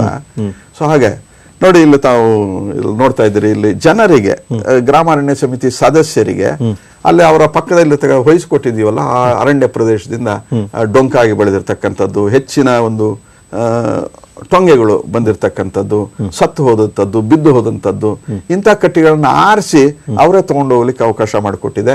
ಸೊ ಈ ತರದ್ದು ಕೂಡ ಇದು ಮುಫತ್ತಾಗಿ ಪುಕ್ಕಟೆಯಾಗಿ ಕೊಡ್ತಕ್ಕಂಥದ್ದು. ನೋಡಿ, ಇದರಲ್ಲಿ 1222 ಗ್ರಾಮಾರಣ್ಯ ಸಮಿತಿ ರಚನೆ ಮಾಡಿದ್ದೀವಿ ನಮ್ಮ ಈ ಒಂದು KSF ಸುಸ್ಥಿರ ಅರಣ್ಯ ಸಂರಕ್ಷಣೆ ಮತ್ತು ಜೀವ ವೈದ್ಯ ಸಂರಕ್ಷಣಾ ಯೋಜನೆ ಅಡಿಯಲ್ಲಿ.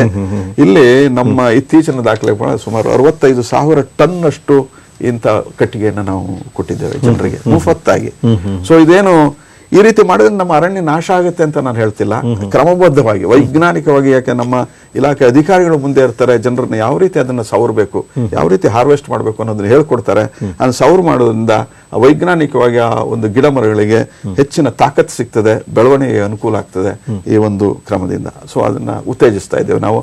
ಆದ್ರೆ ಇದನ್ನ ನಮ್ಮ ಇಲಾಖೆಯವರ ಸಮಕ್ಷಮ ಮಾಡಬೇಕು ಅಂತಕ್ಕಂಥದ್ದು. ಮತ್ತೆ ಸಂಕ್ಷಿಪ್ತವಾಗಿ ತಾವು ಹೇಳೋದಾದ್ರೆ, ಯಾಕಂದ್ರೆ ಸಮಯ ಮುಗಿತಾ ಬರ್ತಿರೋದ್ರಿಂದ, ಕೊನೆಯದಾಗಿ ಈ ವನ ಮಹೋತ್ಸವದ ಸಂದರ್ಭದಲ್ಲಿ ಏನ್ ಹೇಳೋದಕ್ಕೆ ಇಷ್ಟಪಡ್ತೀರಾ? ಏನಿಲ್ಲ, ನನ್ನ ಕಳಕಳಿ ವಿನಂತಿ ಅಂತಂದ್ರೆ, ನಮ್ಮ ಎಲ್ಲ ಒಂದು ಇದ್ರಲ್ಲಿ ಇವನ್ ಋಗ್ವೇದದಲ್ಲಿ ಎಲ್ಲ ಕಡೆನೂ ಹೇಳಿದೆ, ಮರ ಸಂಪತ್ತು ಇದ್ರೆ ಮಾತ್ರ ಸುಭಿಕ್ಷ ಅಂತೇಳಿ. ನೀರು ಮತ್ತೆ ಶುದ್ಧವಾದ ಗಾಳಿ ಬೇಕು ಅಂತಂದ್ರೆ ಮರ ಸಂಪತ್ತು ಹೆಚ್ಚಿಗೆ ಇರಬೇಕು. ಸೊ ಮರ ಸಂಪತ್ತು ಹೆಚ್ಚಿಗೆ ಇದ್ರೆ ನಮ್ಮ ಸ್ವರ್ಗ ಸಮಾನ. ಸೊ ನಾವು ಸತ್ತ ಮೇಲೆ ಎಂತ ಸ್ವರ್ಗ ಅಂತ ಗೊತ್ತಿಲ್ಲ ನಮಗೆ. ಆದ್ರೆ ಇರ್ತಕ್ಕಂಥ ಇದ್ರಲ್ಲಿ ನಾವು ನರಕದಲ್ಲಿ ಬೀಳೋದು ಬೇಡ. ನರಕ ಅಂದ್ರೆ ಇದೆ ನಮಗೆ ರೋಗ ರುಜಿನ ಅಥವಾ ಇತ್ಯಾದಿ ತೊಂದರೆಗಳು, ತಾಪತ್ರೆಗಳು, ಅಶುದ್ಧವಾದ ಗಾಳಿ, ಶುದ್ಧವಾದ ನೀರು ಇತ್ಯಾದಿಗಳ ಬಗ್ಗೆ. ಸೊ ಅದನ್ನ ತಪ್ಪಿಸೋದಕ್ಕೋಸ್ಕರ ಇಂಥ ಒಂದು ಸಸ್ಯ ಸಮೃದ್ಧಿ ಬೆಳೆದ್ರೆ ಇವೆಲ್ಲವೂ ಒಳ್ಳೇದಾಗುತ್ತೆ. ಆದ್ರೆ ಎಲ್ಲರೂ ಸಹಕರಿಸಬೇಕು. ಮುಗಿತಾ ಬರ್ತಾ ಇದೆ. ಒಟ್ಟಿನಲ್ಲಿ ಏನು ಅಂತಂದ್ರೆ, ಎಲ್ಲರೂ ಕೂಡ ನಮ್ಮ ಬದಲಾವಣೆ ಯಾವ ರೀತಿಯಲ್ಲಿ ಆಗ್ತಿದೆ ಪರಿಸರದಲ್ಲಿ ಏನು ಅಂತ ನಿಮ್ಗೆಲ್ಲ ಗೊತ್ತೇ ಇದೆ. ಈ ನಿಟ್ಟಿನಲ್ಲಿ ನಾವು ಈಗಾಗಲೇ ಸಮಸ್ಯೆಗಳನ್ನ ಎದುರಿಸ್ತಾ ಇದ್ದೀವಿ. ನಾವೆಲ್ಲರೂ ಕೂಡ ವನ ಮಹೋತ್ಸವನ್ನ ಜುಲೈ 1ರಿಂದ 7ನೇ ತಾರೀಕು ತನಕ ಏನು 1 ವಾರಗಳು ಮಾಡುವಂಥದ್ದು ಇದೆಯಲ್ಲ, ಇದರಲ್ಲಿ ಎಲ್ಲರೂ ಕೂಡ ಭಾಗವಹಿಸಬೇಕಾಗತ್ತೆ ಅಂತ ಹೇಳ್ತಾ, ಇವತ್ತಿನ ವನ ಮಹೋತ್ಸವದ ಹಿನ್ನೆಲೆಯಲ್ಲಿ ಹಲವು ನೇರ ಫೋನ್ ಇನ್ ಕಾರ್ಯಕ್ರಮದಲ್ಲಿ ಭಾಗವಹಿಸಿದವರು ರಾಜ್ಯ ಜಂಟಿ ಅರಣ್ಯ ಯೋಜನೆ ಮತ್ತು ನಿರ್ವಹಣೆ ಸಮನ್ವಯಾಧಿಕಾರಿ ನಾಗರಾಜ್ ಅವರು. ಅವರಿಗೆ ಅನಂತ ಧನ್ಯವಾದಗಳನ್ನು ಹೇಳ್ತಾ ಕಾರ್ಯಕ್ರಮವನ್ನು ಮುಗಿಸ್ತಾ ಇದ್ದೇವೆ. ನಮಸ್ಕಾರ. ನಮಸ್ಕಾರ.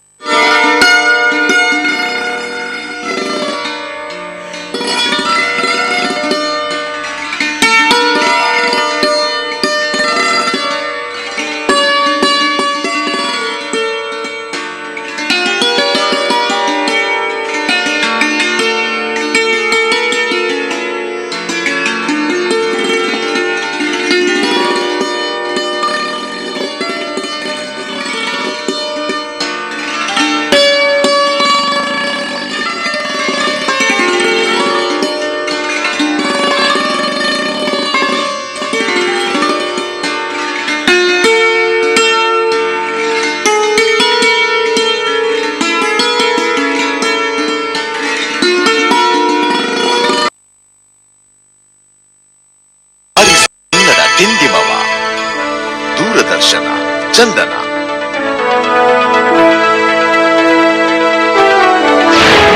ಇದು ಕನ್ನಡ ವಾಹಿನಿ.